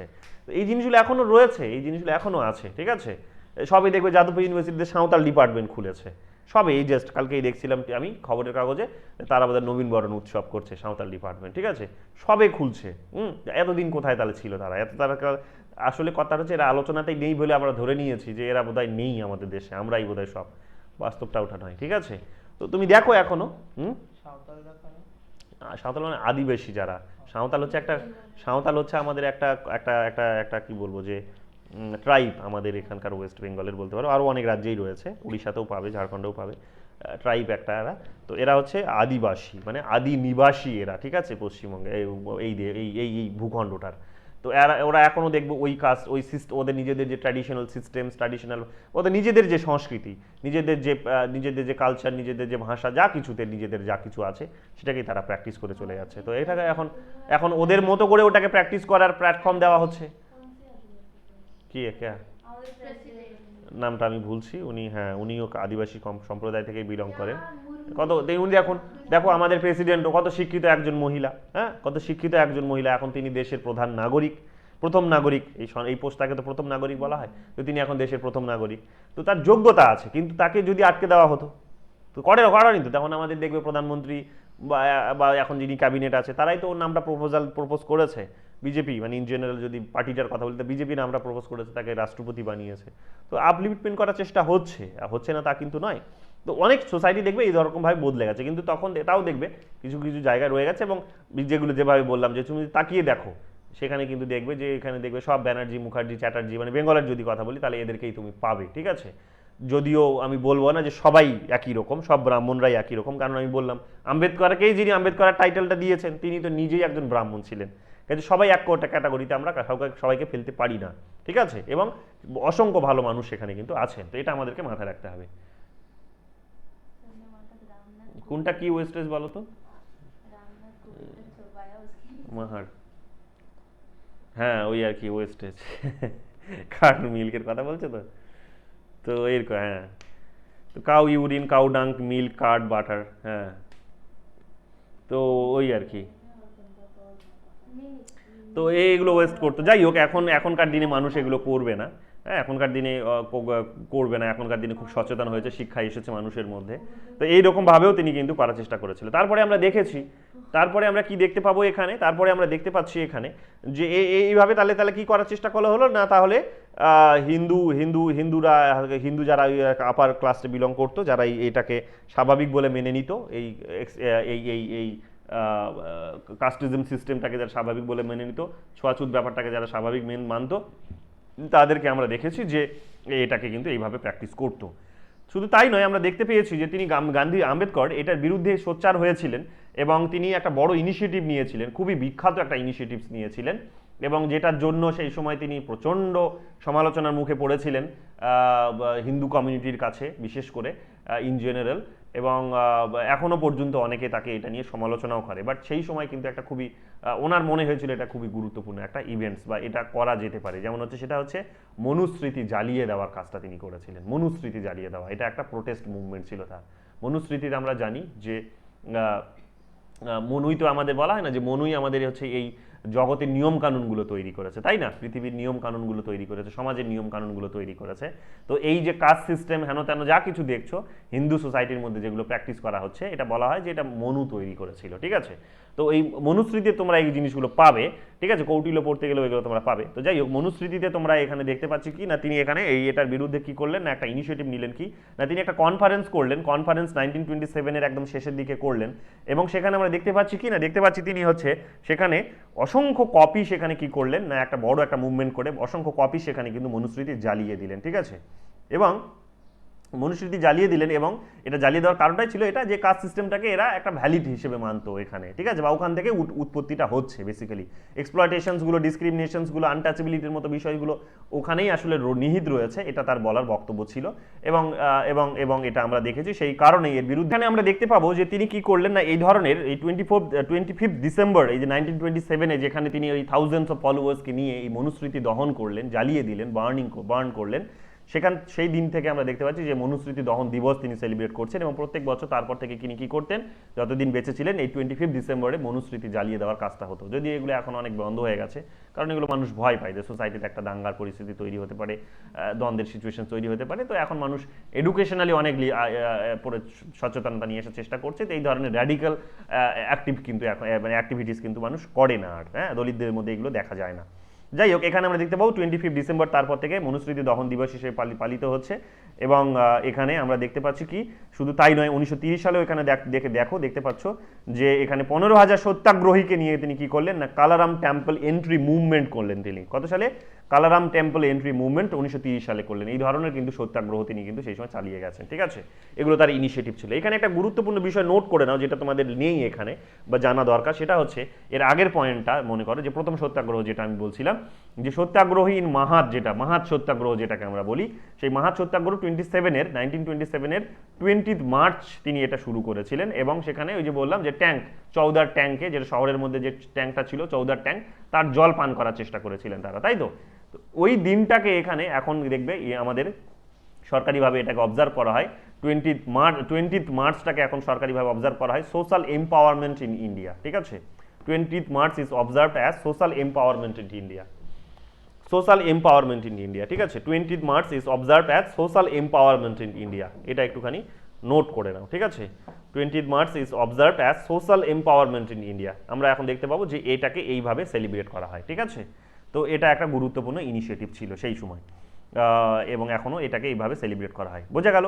তারপরে আমরা এখানে কি দেখতে পাচ্ছি? তারপরে আমরা দেখতে পাচ্ছি যে 1927-এর পর আমরা দেখতে পাবো যে 1927, 1930-এর পরও, কালারাম টেম্পল এন্ট্রি মুভমেন্টের পরও আমরা দেখতে পাচ্ছি এইগুলো কিন্তু সিকোয়েন্সে মনে রাখবে, হ্যাঁ? 27-এ হচ্ছে মাহাত সত্যাগ্রহ হচ্ছে, তারপরে 27-এর আসলে 20 মার্চে, তারপরে 27-এর আমরা দেখতে পাচ্ছি যে সেখানে মনুস্মৃতি দহন দিবস হিসেবে সেলিব্রেট করা হচ্ছে, এই সময় মনুস্মৃতি জ্বালিয়ে দেওয়া হচ্ছে, কালারাম টেম্পল এন্ট্রি মুভমেন্ট হচ্ছে। এগুলো সিকোয়েন্সে কিন্তু পরীক্ষায় জানতে চেয়েছে, ঠিক আছে? এগুলো সিকোয়েন্সে মনে রাখবে, দরকার হলে ফাঁকা জায়গাগুলোতে আলাদা করে লিখে নেবে সিকোয়েন্সে, ঠিক আছে?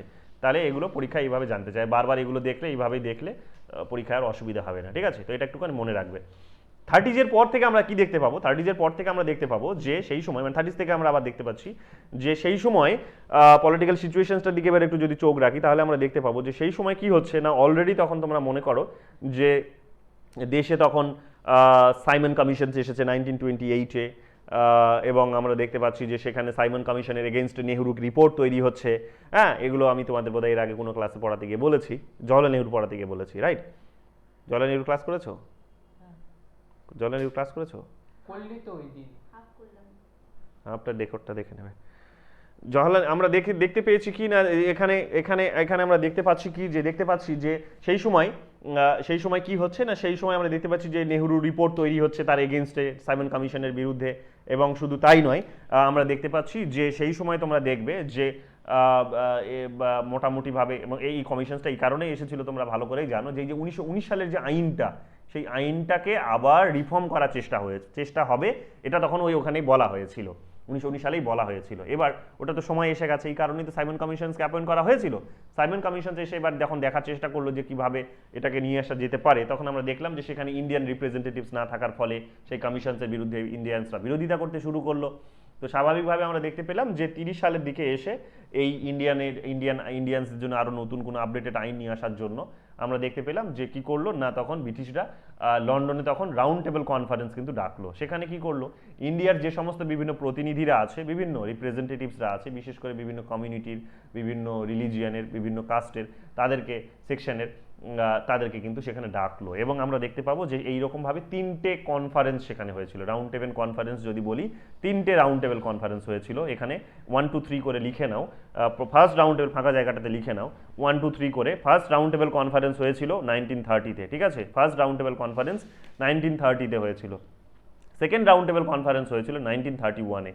সেকেন্ড রাউন্ড টেবিল কনফারেন্স হয়েছিল 1931-এ, আর থার্ড রাউন্ড টেবিল কনফারেন্স হয়েছিল 1930-তে, ঠিক আছে? এই 3টে 1932-তে, 1930, 1931, 1932, এই 30 থেকে 32-এর মধ্যে 3টে রাউন্ড টেবিল কনফারেন্স আমরা কিন্তু দেখতে পেলাম, ঠিক আছে? এই 3টে রাউন্ড টেবিল কনফারেন্সে আমরা দেখতে পেলাম কি না, এই 3টেতেই তিনি এবং আর একজন ছিলেন যারা কমন ছিল, 3টেতেই কিন্তু পার্টিসিপেট করেছিল। কে কে? একজন হচ্ছেন ডক্টর আম্বেদকর, ডক্টর ভীমরাও রামজি আম্বেদকর, আর একজন ছিলেন হচ্ছেন তেজ বাহাদুর সাপ্রু। এই দুজন কমন মানুষ ছিলেন যারা এই 3টে মিটিংয়েই অ্যাটেন্ড করেছিলেন। এটা কিন্তু পরীক্ষায় জানতে চেয়েছিল, ঠিক আছে? এটা কিন্তু লিখে নাও যে ডক্টর বি আর আম্বেদকর 3টে মিটিংয়েই অ্যাটেন্ড করেছিলেন, কনফারেন্সে অ্যাটেন্ড করেছিলেন। এবং তার শুধু তাই নয়, তিনি নন, তেজ বাহাদুর সাপুরিও ছিলেন একজন এরকম কমন মানুষ যিনি কিন্তু অ্যাটেন্ড করেছিলেন, ঠিক আছে? এই দুজন। আমরা দেখতে পাবো যে কংগ্রেস এই 1930-তে যে কনফারেন্সটা হচ্ছে, প্রথম রাউন্ড টেবিল কনফারেন্স, সেখানে কিন্তু যোগদান করেনি, কংগ্রেসও যোগদান করেনি এখানে। সেই সময় গান্ধীও কিন্তু যোগদান করেনি। গান্ধী তখন তো বড় একজন লিডার, তোমরা জানোই অলরেডি। তো সেখানে কিন্তু যোগদান করেনি। তো গান্ধীজিও যোগদান করেনি, কংগ্রেসও যোগদান করেনি। কিন্তু সেখানে আমরা দেখলাম যে সেকেন্ড রাউন্ড টেবিল কনফারেন্সে তিনি যেতে সম্মতি দিলেন, যাওয়ার আসলে সম্মত পোষণ করলেন, যাওয়ার জন্য আসলে এগ্রি করলেন। এবং শুধু তাই নয়, কংগ্রেসের প্রতিনিধিও সেখানে গেছিল। এবং এই একটাই কনফারেন্স ছিল, এটাও পরীক্ষা জানতে চায় যে কোন কনফারেন্সে গান্ধীজি অ্যাটেন্ড করেছিল। তো 1931-এর যে সেকেন্ড রাউন্ড টেবিল কনফারেন্স, সেখানে গান্ধীজি অ্যাটেন্ড করেছিল, সেখানে কংগ্রেস কিন্তু অ্যাটেন্ড করেছিল, ঠিক আছে? এটাও নোট করে নাও, এটাও পরীক্ষা অলরেডি জানতে চেয়েছে। তো সেকেন্ড রাউন্ড টেবিল কনফারেন্স যেটা 1931-এ হয়েছিল, সেখানে গান্ধীজি অ্যাটেন্ড করেছিল, ঠিক আছে? এটা মনে রাখবে। আর থার্ড রাউন্ড টেবিল কনফারেন্স যেটা হয়েছিল, সেখানে আমরা দেখতে পাবো গান্ধীজি জয়েন করেনি। সেখানে কংগ্রেসের ব্যাপারটা আমি এই মুহূর্তে পরিষ্কার নই জয়েন করেছিল কিনা। তো যাই হোক, এখানে আমরা দেখতে পাবো যে থার্ড 3টে রাউন্ড টেবিল কনফারেন্সে এখানে ডিসাইড করা হলো কি না, এই যে তাদের রিপ্রেজেন্টেশনস কীরকম দেওয়া হবে, মানে যে নতুন আইন আসছে, নতুন আইনের মাধ্যমে পলিটিক্যাল রিপ্রেজেন্টেশনস কেমন থাকবে, সেটা ডিসাইড করার কাজ চলছে এখানে। যখন কাজ চলছে তখন আমরা দেখতে পেলাম কি, আমরা দেখতে পেলাম কমিউনাল অ্যাওয়ার্ড দেওয়া হলো। কমিউনাল অ্যাওয়ার্ড মানে হচ্ছে, এটাকে আরেক নামে ডাকা হয়, পাশে লিখে নাও, এটা ম্যাকডোনাল্ড অ্যাওয়ার্ড নামে এটা পরিচিত। পাশে ওখানে লিখে নাও বা নিচে লিখে নাও, কমিউনাল অ্যাওয়ার্ডের নিচে, এটা হচ্ছে ম্যাকডোনাল্ড অ্যাওয়ার্ড নামেও পরিচিত, ঠিক আছে? সেই সময় প্রেসিডেন্ট ছিল ম্যাকডোনাল্ড, ঠিক আছে? তো এটা ম্যাকডোনাল্ড অ্যাওয়ার্ড নামেও এই কারণে পরিচিত। এই ম্যাকডোনাল্ড বা কমিউনাল অ্যাওয়ার্ডটা কি? কমিউনাল অ্যাওয়ার্ডটা 1932 সালে দেওয়া হয়েছিল, এটা তোমরা জানো। এই কমিউনাল অ্যাওয়ার্ডটা ছিল এটাই যে সেই সময় আমরা দেখতে পাবো যে কমিউনাল অ্যাওয়ার্ডের মধ্যে দিয়ে তোমরা দেখতে পাবে যে বিভিন্ন যে কমিউনিটিসগুলো আছে, বিভিন্ন যে রিলিজিয়নগুলো আছে, বিভিন্ন যে সেকশনসগুলো আছে, তো এরা প্রত্যেকে নিজের মতো করে কি চাইছিল, নিজের মতো করে এরা প্রত্যেকে নিজেদের কিন্তু সেপারেট ইলেক্টোরেটস চাইছিল। সেপারেট ইলেক্টোরেটসের ব্যাপারটা কি? সেপারেট ইলেক্টোরেটসের ব্যাপারটা কিন্তু অনেক আগেই উঠে এসেছিল। ফার্স্ট টাইম প্রথম কমিউনাল রিপ্রেজেন্টেশনস দেওয়া হয়েছিল, সেপারেট ইলেক্টোরেটস দেওয়া হয়েছিল কমিউনিটির উপর বেস করে, প্রথম দেওয়া হয়েছিল, পরীক্ষা অনেকবার জানতে চেয়েছে, সেটা হচ্ছে 1909 সালের আইনে। কত সালের আইনে? 1909 সালের আইনে প্রথম কমিউনাল রিপ্রেজেন্টেশন দেওয়া হয়েছিল। লিখে নাও, নেট পরীক্ষা অনেকবার জানতে চেয়েছে, ঠিক আছে? 1909 সালে প্রথম কমিউনাল রিপ্রেজেন্টেশন দেওয়া হয়েছে। 1909 সালে প্রথম কমিউনাল রিপ্রেজেন্টেশন দেওয়া হয়েছে, যেটা নাম ছিল মরলি মিন্টো রিফর্ম। সেই মরলি মিন্টো রিফর্মের মধ্য দিয়ে দেখবে 1909 সালে প্রথম কিন্তু কমিউনাল রিপ্রেজেন্টেশন দেওয়া হয়েছে। এবং কাদের দেওয়া হয়েছিল? দেওয়া হয়েছিল 1906 সালে এই মুসলিম লীগ একটা দাবি জানিয়েছিল কিন্তু, ঠিক আছে, ভাইসরয়ের কাছে সেই সময়, মরলির কাছে, মরলি মিন্টোর কাছে বলতে পারো, বা তখন ব্রিটিশ গভর্নমেন্টের কাছে একটা দাবি জানিয়েছিল, যে ব্রিটিশ গভর্নমেন্টের কাছে যে দাবিটা জানিয়েছিল সেটা হচ্ছে যে তারা যেন কি করে না, মুসলিমদের জন্য, যেহেতু মুসলিমরা এখানে মাইনরিটিস এবং তারা যেহেতু সাপ্রেস হচ্ছে বিভিন্ন রকমভাবে, তাদের যেহেতু পলিটিক্যাল ভয়েস উঠে আসছে না, তো এই দাবি জানিয়ে তারা কি করছিল না, দাবি জানিয়েছিল যে তাদের জন্য সেপারেট ইলেকটোরেটস দেওয়া হয়। তো 1909 সালে প্রথম দেওয়া হয়েছিল। 1932 সালে এসে তখন মানে এতদিন পর 1909 থেকে 32-এর এই মাঝের পিরিয়ডে মোটামুটি সমস্ত কমিউনিটির মানুষজন বুঝে গেছিল যে তাহলে চাইলেই কি পাওয়া যেতে পারে না, সেপারেট ইলেকটোরেটস পাওয়া যেতে পারে, আলাদা আলাদা রকমভাবে আমরা নিজেদের প্রতিনিধি চুজ করতে পারি এবং নিজেরাই নিজেদের প্রতিনিধিকে ভোট দিতে পারি, সেখানে অন্য কেউ ভোট দিতে পারবে না। তো এটা ছিল এটা ছিল সেপারেট ইলেকটোরেটস ব্যবস্থা, যে কমিউনিটির মানুষ, ধরো মুসলিম থেকে দাঁড়িয়েছে, মুসলিম মানে প্রথম কথা হচ্ছে একটা জায়গাকে মুসলিম এরিয়া হিসেবে আইডেন্টিফাই করতে হবে, তারপরে সেখানে মুসলিম ক্যান্ডিডেটই দাঁড়াবে আর মুসলিমরাই ওকে ভোট দেবে। এইরকমভাবে তারা সেপারেট ইলেকটোরেট সিস্টেম চেয়েছিল, এইরকমভাবে রিজার্ভেশনসটা তারা কিন্তু চেয়েছিল, ঠিক আছে, কমিউনিটির বেস করে। পরবর্তীকালে আমরা দেখতে পাবো যে এই যে অ্যাওয়ার্ডটা যখন দেওয়া হচ্ছে তখন এখানে দেখতে পাবো লেবারদের জন্য, সেখানে মহিলাদের জন্য, সেখানে দেখতে পাবো শিখদের জন্য, সেখানে দেখবো খ্রিস্টানদের জন্য, অ্যাংলো ইন্ডিয়ানসদের জন্য, ইউরোপিয়ানসদের জন্য, এইরকমভাবে তোমরা দেখবে, এবং দলিতদের জন্য আলাদা আলাদা রকমভাবে কি করা হয়েছিল, সেপারেট ইলেকটোরেটসের ব্যবস্থা করা হয়েছিল। এটাকেই বলা হচ্ছে কি, এটাকেই বলা হচ্ছে কমিউনাল অ্যাওয়ার্ড, ঠিক আছে। তো এই কমিউনাল অ্যাওয়ার্ড যখন দেওয়া হলো তখন আমরা কি দেখতে পেলাম না, তখন প্রথমবারের মতো আমরা দেখতে পেলাম, প্রথমবারের মতো না, এর আগেও আইডিওলজিক্যাল কনফ্লিক্ট ছিল, বাট এটা বড় করে উঠে আসলো কি না, কনফ্লিক্ট। কাদের মধ্যে কনফ্লিক্ট? আম্বেদকর আর গান্ধীজির মধ্যে আমরা কনফ্লিক্টটা প্রথম এখানে দেখতে পাচ্ছি, বড় করে দেখতে পাচ্ছি, ঠিক আছে। আইডিওলজিক্যাল কনফ্লিক্ট ছিলই, কিন্তু এখানে পরিষ্কার একেবারে সামনাসামনি এসে যাচ্ছে ব্যাপারটা। কীরকম না, এখানে দেখতে পাবো যখন 1931-এ যখন গান্ধীজি যখন এখানে রাউন্ড টেবিল কনফারেন্স অ্যাটেন্ড করছেন, তখনই তিনি আসলে এই যে আম্বেদকরের যে আইডিয়াটা ছিল সেপারেট ইলেকটোরেটসের যে আইডিয়া, সেটা কিন্তু তিনি, এবং শুধু তাই নয়, আরও অন্যান্য কমিউনিটিগুলো আলাদা আলাদাভাবে যেভাবে চাইছিল, গান্ধীজি সেগুলোকে কিন্তু সমর্থন করেননি। গান্ধীজি সেখানে বলেছিলেন, তোমরা সিনেমার যেটা বেরিয়ে আছে একটা দেখবে, মুভি আছে, বিখ্যাত একটা মুভি আছে ওনার বায়োগ্রাফির উপরে, ওটাও দেখতে পারো, সেখানেও তোমরা দেখবে যে উনি ফেরার পথে জাহাজে তার সঙ্গীদের সঙ্গে গল্প করতে করতে বলছেন, কংগ্রেসের যারা প্রতিনিধি গেছিল তাদের সঙ্গে গল্প করতে করতে ফিরছেন, যে ব্রিটিশরা এতটা শয়তান, এতটা বদমাশ যে তারা কি করেছে না, এই ডিভাইড অ্যান্ড রুল খেলতে গিয়ে তারা কিন্তু অভ্যস্ত। বাংলাতে যেমন 1905 সালে খেলেছিল বঙ্গভঙ্গ, সেই সময় নিয়ম নিয়ে এসেছিল, বাংলাটাকে দুটো ভাগে ভাগ করে দিয়েছিল, বেঙ্গলটাকে ভাগ করে দিয়েছিল না, বঙ্গভঙ্গ যেটাকে আমরা বলি, যে পূর্ববঙ্গ পশ্চিমবঙ্গ এরকম ভাগ করে দিয়েছিল। তো এই এরা ডিভাইড অ্যান্ড রুল পলিসি খেলে যে এরা ওস্তাদ, এবং তোমরা মনে করে দেখো 1857 সালে সিপাহী বিদ্রোহের কথা, 1857-এর সিপাহী মিউটিনি, সেখানেও তো আমরা দেখেছি হিন্দু মুসলিমদের মধ্যে এখানেও ঝগড়া লাগিয়ে দিয়েছিল, মারপিট লাগিয়ে দিয়েছিল। কি বলেছিল না, বলেছিল যে কার্তুজের মধ্যে নাকি মুসলিমদের বলেছিল এখানে শুকরের চর্বি আছে, আর ওদেরকে বলেছিল সেখানে নাকি গরুর চর্বি আছে, বলে তো দাঙ্গা লাগিয়ে দিয়েছিল না। যা কেন, তার কারণ হচ্ছে ওদের মধ্যে যদি ইউনিটি থাকে তাহলে ওরা ব্রিটিশদের বিরুদ্ধে ইউনাইটেডলি ফাইট করবে, তো সেটা যেন না করতে পারে সেই জন্য করেছিল। তারা ডিভাইড অ্যান্ড রুল খেলতে এরা অভ্যস্ত, ওস্তাদ। তো এই কাজটা কিন্তু এখানেও এসে করেছিল গান্ধীজি। এটা বলছেন যে এখানে তিনি বলছেন যে মানে জাহাজে করে ফেরার পথে বলছেন তার সঙ্গীদের যে তিনি শুধু কংগ্রেস, শুধু মানে ব্রিটিশরা শুধু আমাদেরকেই ডাকেনি, আরও অন্যদেরকে ডেকেছে, যাতে কি করে না, যাতে এই দেশটাকে টুকরো করে দিতে পারে তারা। কিন্তু তাদের এই যে প্রসেস সেটা যে সফল হবে না, সেটা তিনি কিন্তু ওখানে বুঝিয়ে দিয়ে এসেছিলেন। কাজেই এদের এই সমস্ত প্রতিনিধিদের যে প্রপোজাল ছিল সেটা কিন্তু মানেনি, এবং তিনি ওখানে সর্বভারতীয় একজন প্রতিনিধি হিসেবে উঠে গেছিলেন। তিনি বলছিলেন যে আমি ইউনিভার্সাল মাস, মানে আমাদের ইন্ডিয়ান যে ইউনিভার্সাল ডিপ্রেসড মাস, তাদের প্রতিনিধি হিসেবে আমি গেছি, এই দাবিটা ওখানে তিনি তুলেছিলেন, ঠিক আছে। তো যাই হোক, এখানে আমরা দেখতে পেয়েছি অন্যদিকে আম্বেদকরের সঙ্গে সেই সময় তার ওই কারণ ডিবেটের জায়গা উঠে এসেছিল। কি নিয়ে আমি বলছি, আম্বেদকর একদিকে চাইছেন কি না, আম্বেদকর যখন চাইছেন সেপারেট ইলেকটোরেটস, যে কেন চাইছেন সেপারেট ইলেকটোরেট, তার কারণ ইনি বলছেন যে এই হিন্দু ধর্মের মধ্যে আমরা হচ্ছে মাইনরিটি, আমাদের কোনো কিন্তু অস্তিত্ব নেই, আমাদের কিন্তু রাইটস নেই, আমাদেরকে এইরকমভাবে এক্সপ্লয়েট হতে হয়, আমাদেরকে এই ধরনের ডিসক্রিমিনেশন ফেস করতে হয়। তো স্বাভাবিকভাবেই আমাদের জন্য আলাদা একটা সিস্টেম করতে হবে, একটা ইলেকটোরেট সিস্টেমের ব্যবস্থা করতে হবে, ইলেকটোরেট সিস্টেম বা রিপ্রেজেন্টেশন দিতে হবে।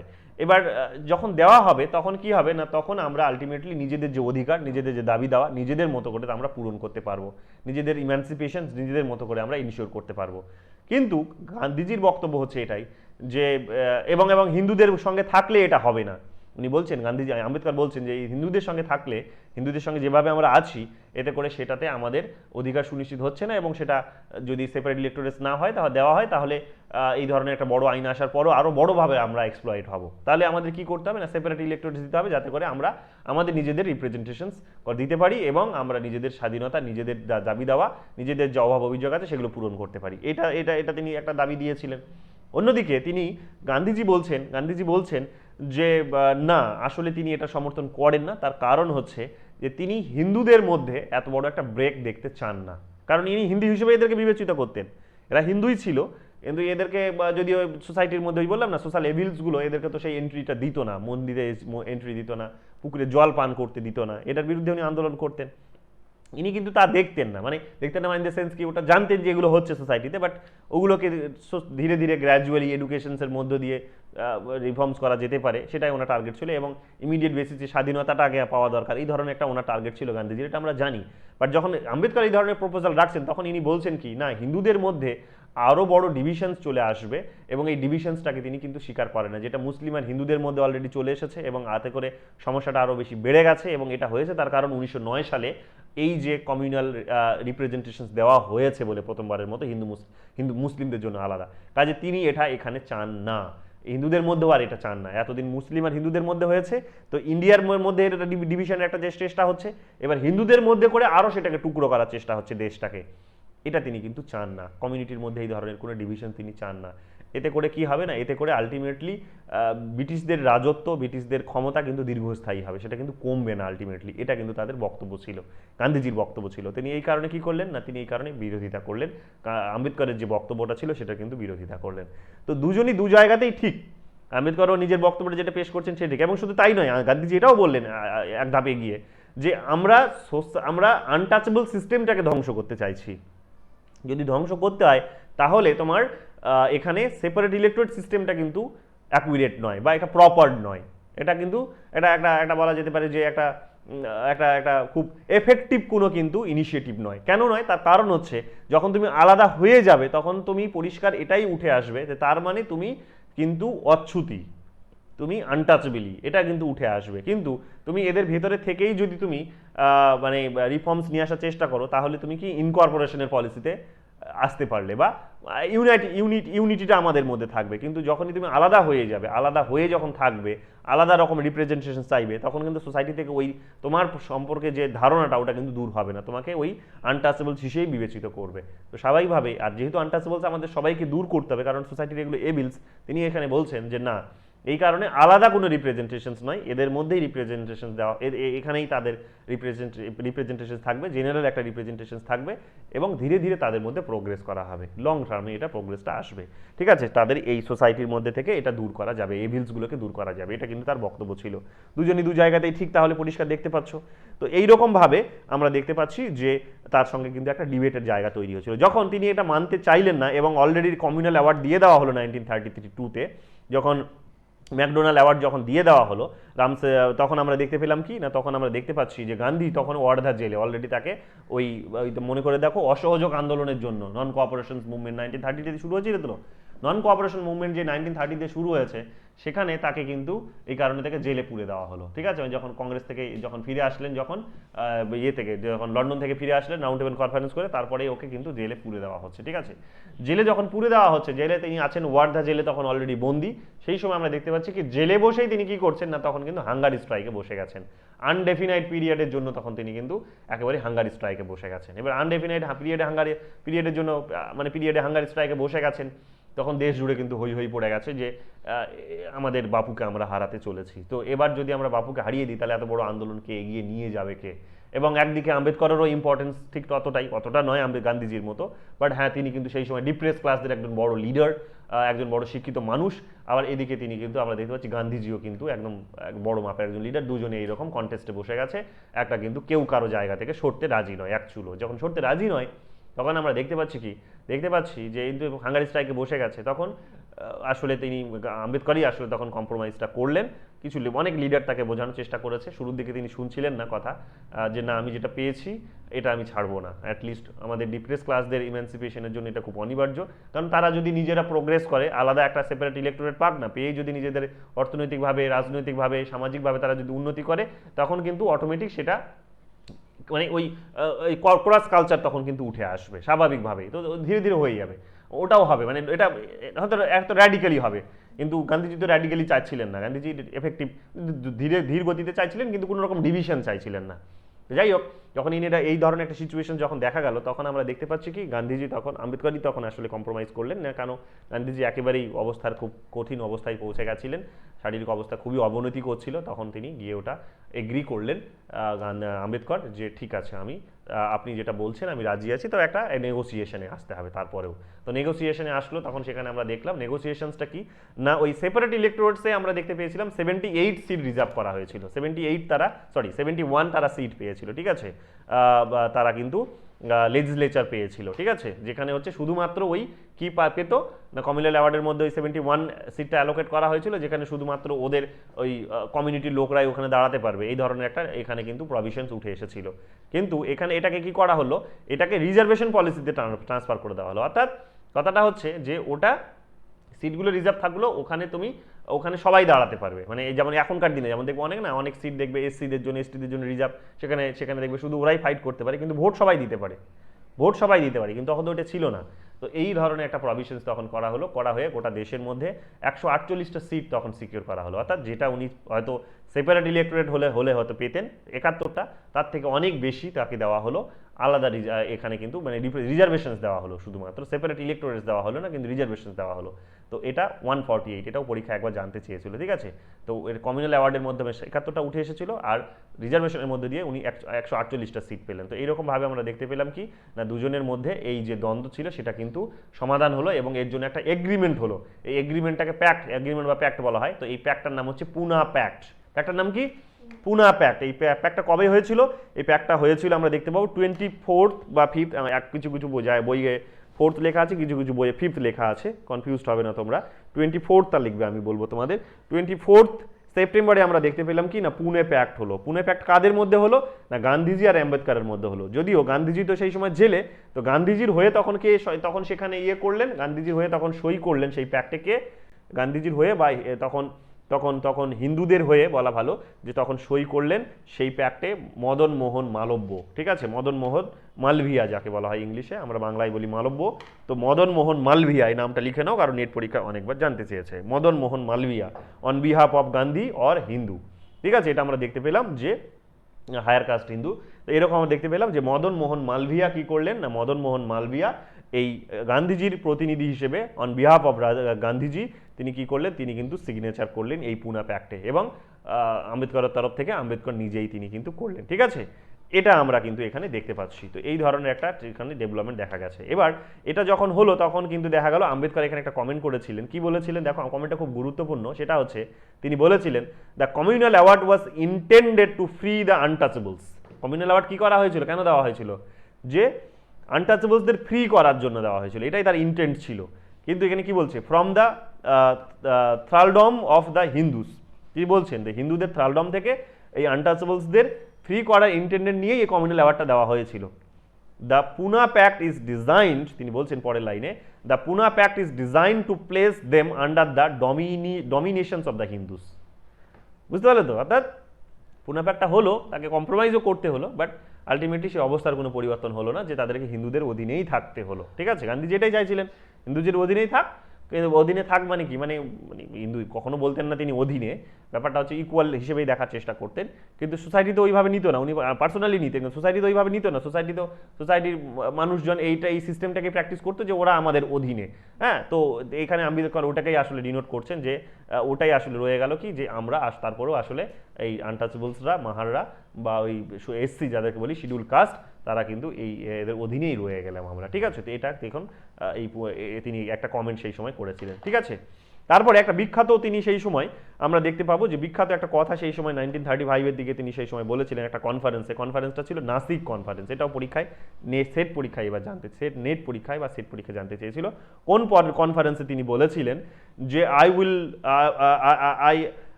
কি বলেছিলেন, I would not die as Hindu, I would not die as Hindu, অর্থাৎ আমি, তিনি পুরো লাইনটা হচ্ছে এরকম যে আমি হিন্দু হয়ে জন্মেছি কিন্তু আমি হিন্দু হয়ে মরবো না, এই কথাটা তিনি বলেছিলেন। ঠিক আছে, একটা কনফারেন্সে তিনি সেই সময় চিৎকার করে তখন বলেছিলেন যে আমি হিন্দু হয়ে জন্মেছি কিন্তু আমি হিন্দু হয়ে মরবো না, এই ধরনের কথা তিনি সেই সময় বলেছিলেন। বলে তিনি আসলে আর এক ধরনের একটা প্রতিবাদ এখানে করেছিলেন হিন্দু সোসাইটির বিরুদ্ধে, হিন্দু এই কালচারের বিরুদ্ধে, এই এক্সপ্লয়টেশনের বিরুদ্ধে। সেটা হচ্ছে কি, সেটা হচ্ছে যে তিনি চেয়েছিলেন সেই সময় ধর্ম ত্যাগ করতে, মানে এই কথাটা যখন তিনি বললেন তখনই এটা মোটামুটিভাবে উঠে আসলো যে তিনি কি করলেন না, তিনি ধর্ম যে ত্যাগ করতে যাচ্ছেন এটা কিন্তু মোটামুটিভাবে পরিষ্কার হয়ে গেল। ঠিক আছে, তার কারণটাও হচ্ছে যে পুনা প্যাক্টে ওখানে যে যখন সাইন হলো না, যে পুনা প্যাক্ট যখন সাইন হলো তখন আসলে ওখানে একটা অর্গানাইজেশন স্ট্যাবলিশ করা হয়েছিল, নামটা আমি ভুলছি। তখন গান্ধীজি আসলে বলেছিলেন যে ইনিশিয়েটিভ আমিও নেব জনগণের মধ্যে যাতে সচেতনতা, এবং প্রথম ইনিশিয়েটিভটা উনি নিজেই নেবেন বলেছিলেন, এবং অর্গানাইজেশন তৈরি করা হবে। সেখানে সেই অর্গানাইজেশনসের মধ্যে দেখা যাবে কি, সেই অর্গানাইজেশনসের মধ্য দিয়ে কী হবে, গিয়ে গিয়ে প্রচার করাবে। এবং তিনি কলকাতাতে যেমন এসেছিলেন সেই প্রচারের উদ্দেশ্যেই পরবর্তীকালে, কিন্তু দেখা গেল কি সেই অর্গানাইজেশনে যাদেরকে বসিয়েছেন সেখানে কেউ কিন্তু এই এই এই লোয়ার লেভেল ক্লাস থেকে নয়, অর্থাৎ যাদেরকে ওই দায়িত্বটা দিয়েছেন যে এরা গিয়ে গিয়ে প্রচার করবে, সচেতনতা নিয়ে আসবে, এরা প্রত্যেকেই ছিল ব্রাহ্মণ কমিউনিটির। যেহেতু ব্রাহ্মণ থেকে, এরা ব্রাহ্মণ কাজ থেকে বিলং করতো, স্বাভাবিকভাবেই আম্বেদকর দেখলেন যে তুমি ব্রাহ্মণদের বিরুদ্ধেই ব্রাহ্মণদেরকে লাগিয়ে তুমি কি করছো না, সচেতনতা প্রচার করছো, নাকি সচেতনতা আসবে? এটা কখনো মানা যায়? এটা কখনো হবে? এটা কখনো হবে না। তো তিনি আস্থা উঠে গেছিল গান্ধীজির উপরে, এই জন্য, এই কারণে পুনা প্যাক্টের উপরেও আস্থাটা তার উঠে গেছিল। এই কারণে তিনি কি করলেন, তখন তিনি চিৎকার করে 1935-এ সেই কারণে বলতে বাধ্য হলেন যে আমি হিন্দু হয়ে জন্মেছি কিন্তু ইনি হিন্দু হয়ে মরবো না, কারণ এরা ভীষণ এক্সপ্লয়টেটিভ। তো ইনি হিন্দু হয়ে জন্মেছেন, হিন্দু হয়ে মরবেন না। উনি তার মানে পরিষ্কার একটা বার্তা দিয়ে দিলেন যে now Ambedkar is going to change his religion. এবং দীর্ঘ সময় ধরে এই কারণে এখন তোমরা দেখবে যে বিভিন্ন বিভিন্ন কমিউনিটির লিডার্সরা আর কি, স্পিরিচুয়াল লিডার্সরা তাদের এনার কাছে এসেছেন যে এনার মতো ব্যক্তিত্ব যদি আমাদের ধর্মে আসে তাহলে খুব ভালো লাভবান হবে এই ধর্মটা। এই কারণে তোমরা দেখবে খ্রিস্টানদের দেখবে যে ফাদার তারাও এসেছেন, ইসলামদের যারা হচ্ছে মৌলানা তারাও এসেছেন, ওনার কাছে এসে অ্যাপ্রোচ নিয়েছেন, প্রপোজাল নিয়ে এসেছিলেন যে তুমি আমাদের ধর্ম জয়েন করো। এবং তিনি দীর্ঘদিন ধরে এই ধর্ম সম্পর্কে অধ্যয়ন করেছেন, অধ্যয়ন করে দেখেছেন যে এই প্রত্যেকটা ধর্মের মধ্যেই এক্সপ্লয়টেশনসগুলো আছে।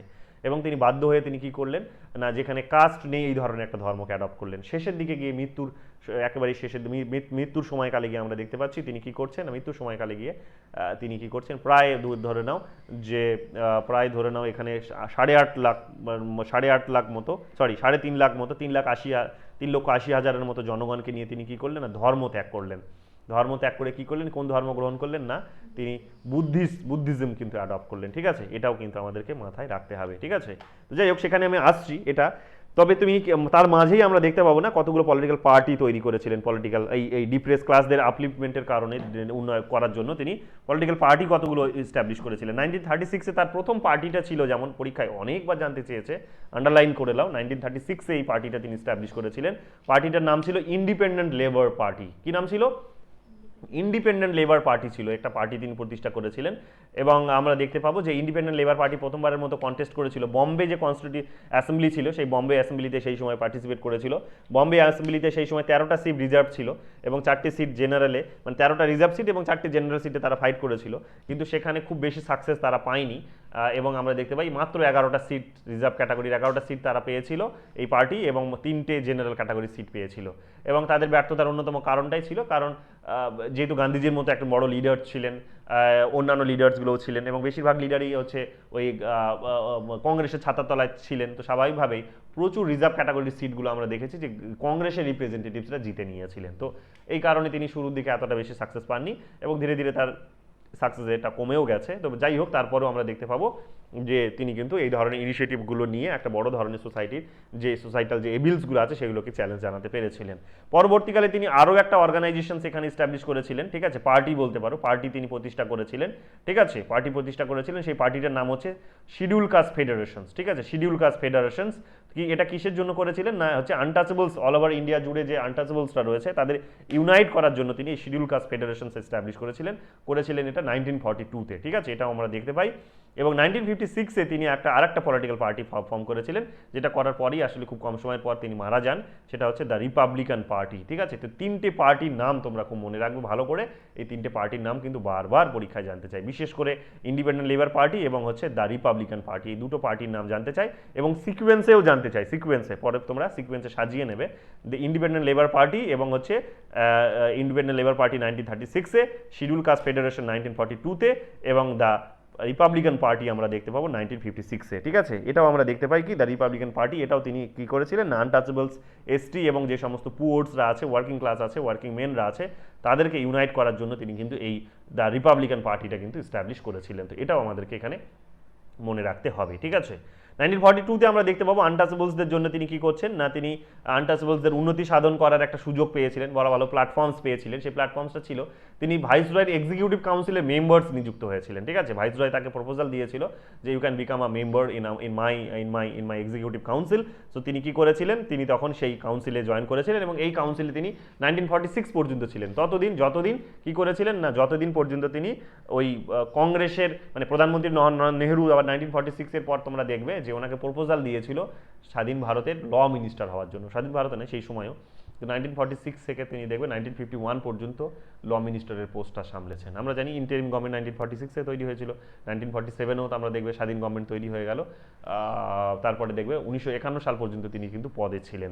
তিনি কংগ্রেস ত্যাগ করার একটা এবং তিনি ভাবতে পারেননি যে নেহরু তাকে এই ধরনের একটা প্রপোজাল দেবে, তিনি আসলে ভাবতেই পারেননি। এবার আগে বলে নিই এই জায়গাটাতে যে তিনি যখন এক্সিকিউটিভ কাউন্সিলে যখন আসলেন, এক্সিকিউটিভ কাউন্সিলে এসে তিনি অনেক মানে এই ডিপ্রেস ক্লাসদের হয়ে তখন কাজ করার সুযোগ পেয়েছিলেন। বিশেষ করে মাহারদের জন্য তিনি তখন ব্যাটালিয়ন তৈরি করেছিলেন ইন্ডিয়ান আর্মিতে, মাহার ব্যাটালিয়ন বলে একটা ব্যাটালিয়ন তৈরি করেছিলেন। ঠিক আছে, খুব গুরুত্বপূর্ণ এবং আরও অনেক তাদের শিক্ষার জন্য, স্বাস্থ্যের জন্য আরও অনেক কিন্তু উন্নতি সাধন সেখানে করেছিলেন, এগুলো আমরা এখানে দেখতে পাবো।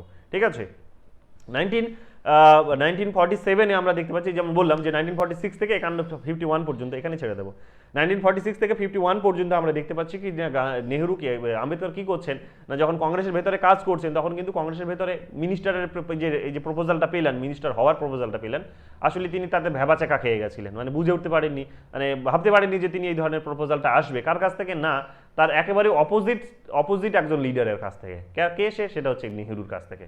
আমি তোমাদের নেহরু পড়াতে গিয়ে বলেছিলাম যে নেহরুর একটা বিশেষত্ব হচ্ছে এটাই যে নেহরু অপোজিশন লিডারদের না খুব মানে করতে পারতেন, কি বলে ওটাকে, অ্যাবজর্ব করে নিতে পারতেন নিজের মধ্যে, হ্যাঁ নিজের মধ্যে করতেন, পার্টির মধ্যে করে নিতে পারতেন। ঠিক আছে, তো এটাও একটা এটার একটা উদাহরণ হচ্ছে এইরকম যে আম্বেদকর, যিনি কংগ্রেসের বড় একটা সমালোচক ছিলেন, লিডার্সদের বিশেষ করে তারা যেহেতু ব্রাহ্মণরাই পুরো কংগ্রেসটাকে চালাচ্ছে, তো স্বাভাবিকভাবে তার একটা বিরোধিতা তিনি করতেন শুরু থেকেই।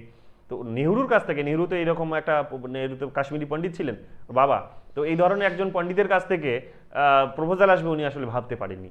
তো যখন আসলো তখন তাকে দেওয়া হলো কি ল মিনিস্টারের পোস্ট দেওয়া হলো, যদিও সেই পোস্টটা অনেকটা নিম্নমানের পোস্ট বলা যেতে পারে, বা যেভাবে সেটাকে নিম্নমান করে রাখা হয়েছিল, ওনাকে বিভিন্ন তার যে ক্যাবিনেট ছিল সেই ক্যাবিনেটেও তাকে ওয়েলকাম জানানো হতো না, বের করে দেওয়া হয়েছিল, বাইরে রাখা হয়েছিল, পরবর্তীকালে ঢোকানো হয়েছে। তো এতে করে তিনি খুব হিউমিলিয়েট ফিল করতেন এবং এই ল মিনিস্টারের পদে বসে তার বিশেষ কোনো কাজও নেই, বিশেষ করে, এবং তিনি তার দাবিটা ছিল, বিশেষ করে তার বলার যেটা ছিল সেটা হচ্ছে যে আমি দীর্ঘদিন ধরে পলিটিক্যাল সায়েন্স, ইকোনমিক্সের মতো ইস্যুস নিয়ে পড়াশোনা করেছি, প্ল্যানিং ডিপার্টমেন্টে কাজ করেছি, লর্ড ভাইসরয়ের এক্সিকিউটিভ কাউন্সিলে, তারপরে লেবার ডিপার্টমেন্ট নিয়ে কাজ করেছি। তো সেখানে প্ল্যান করার, পলিসি তৈরি করার, দেশের জন্য ডেভেলপমেন্ট নিয়ে আসার অনেক রকমের সুযোগ সুবিধা আছে, তো আমাকে ওই ধরনের ডিপার্টমেন্ট দাও। কিন্তু যদিও তিনি কখনো সরাসরি গিয়ে অভিযোগ করেননি নেহরুকে, কিন্তু তার দাবিটা এইরকমই ছিল। কিন্তু তিনি, আমরা দেখতে পাই যে নেহরু তাকে বলা যেতে পারে যে তাকে কিন্তু সেই সুযোগটা দেননি।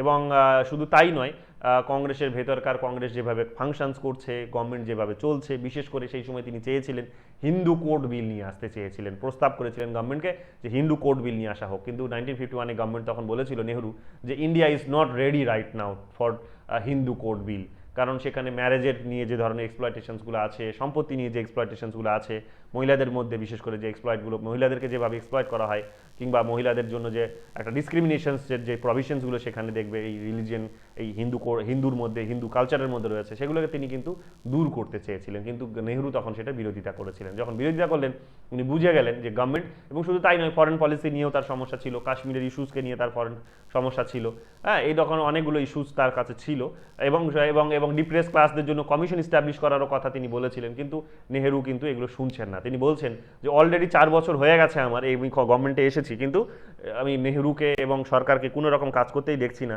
না তো ডিপ্রেস ক্লাসদের জন্য উন্নতি করছে, না তো এর ফরেন পলিসিসগুলো ভালো, কারণ অত্যধিক বেশি আইডিয়ালিস্টিক পলিসিস নেহরু অ্যাডপ্ট করছে, এটা তার বক্তব্য ছিল।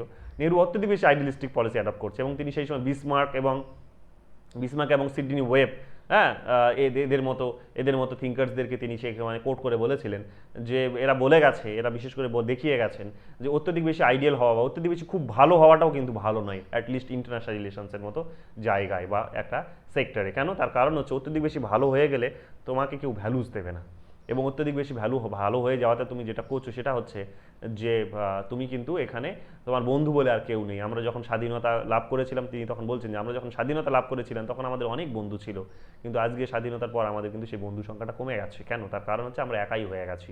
তার কারণগুলো হচ্ছে যে আমরা অনেক বেশি আইডিয়ালিস্টিক পলিসি অ্যাডপ্ট করেছি, যে আইডিয়ালিস্টিক পলিসি কিন্তু আমাদের দেশের জন্য পারফেক্ট নয়, এটা সুইটেবল নয়, এটা কিন্তু হওয়া উচিত নয়। অত্যধিক বেশি ভালো হয়ে গেলে তখন তোমার সমস্যাটা হবে যে তুমি নিজের প্রোগ্রেস ঘটাতে পারবে না, এবং ইন্টারন্যাশনাল রিলেশনসে প্রত্যেকে নিজের স্বার্থের কথা ভাবছে, কাজে সেখানে অত্যধিক বেশি আইডিয়ালিস্টিক হওয়াটা কিন্তু নিজের জন্য ক্ষতিকারক। এবং আমরা দেখলামও সেই ক্ষতির ফলটা তো আমরা ভুগেওছি 1962-তে যখন যুদ্ধ হলো, ইন্দো চায়না ওয়ার, তো সেটা তো আইডিয়ালিস্টিক হওয়ারই একটা প্রতিফলন বলা যেতে পারে, যে আমরা নিজেদের আর্মি তৈরি করিনি, বা আরও যে সমস্ত ডেভেলপমেন্টসগুলো করা প্রয়োজন ছিল সেগুলো আমরা করিনি। এগুলো তার কিন্তু বক্তব্য ছিল। তো যাই হোক, হিন্দু কোড বিল নিয়েও তার এই ধরনের বক্তব্য ছিল। তো এইগুলো অজুহাত দেখিয়ে তিনি কি করলেন না, তখন আমরা দেখতে পেলাম যে কংগ্রেস থেকে তিনি কিন্তু বেরিয়ে আসলেন।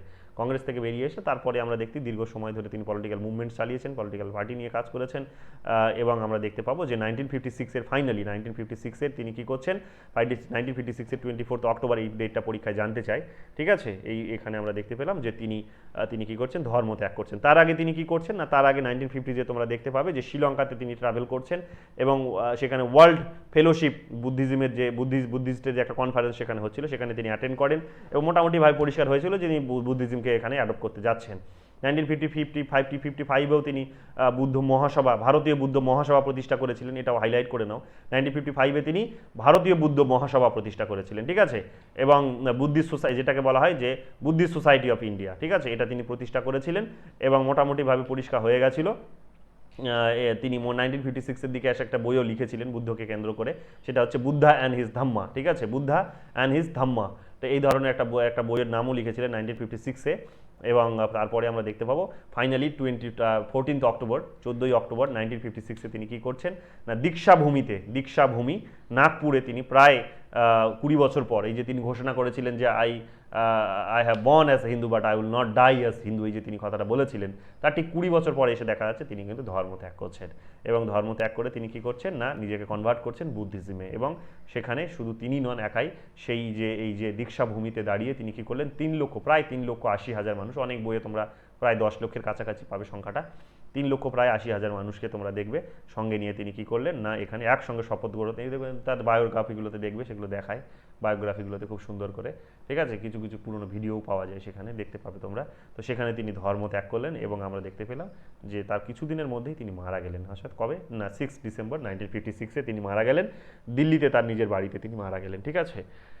আর এনার যদি এগুলো তার হচ্ছে বায়োগ্রাফির, এটা পুরোটা হচ্ছে তার হচ্ছে তাহলে মানে এই তার পুরো লাইফ জীবনীটা, ঠিক আছে। এবার যদি তার পলিটিক্যাল সোশ্যাল আরও যে সমস্ত আইডিয়াসগুলো ছিল আপলিফটমেন্টের জন্য যেগুলো করেছেন, ফিলোসফির জায়গাগুলোতে যদি ঢুকি, তাহলে সেটা আরও আমাদের ক্লিয়ার হয়ে যাবে, এবং ওটাই আমাদের পড়তে হবে। সো ওটা আজকে নয়, নেক্সট ক্লাসে ওটা আমরা আলোচনা করব, ঠিক আছে।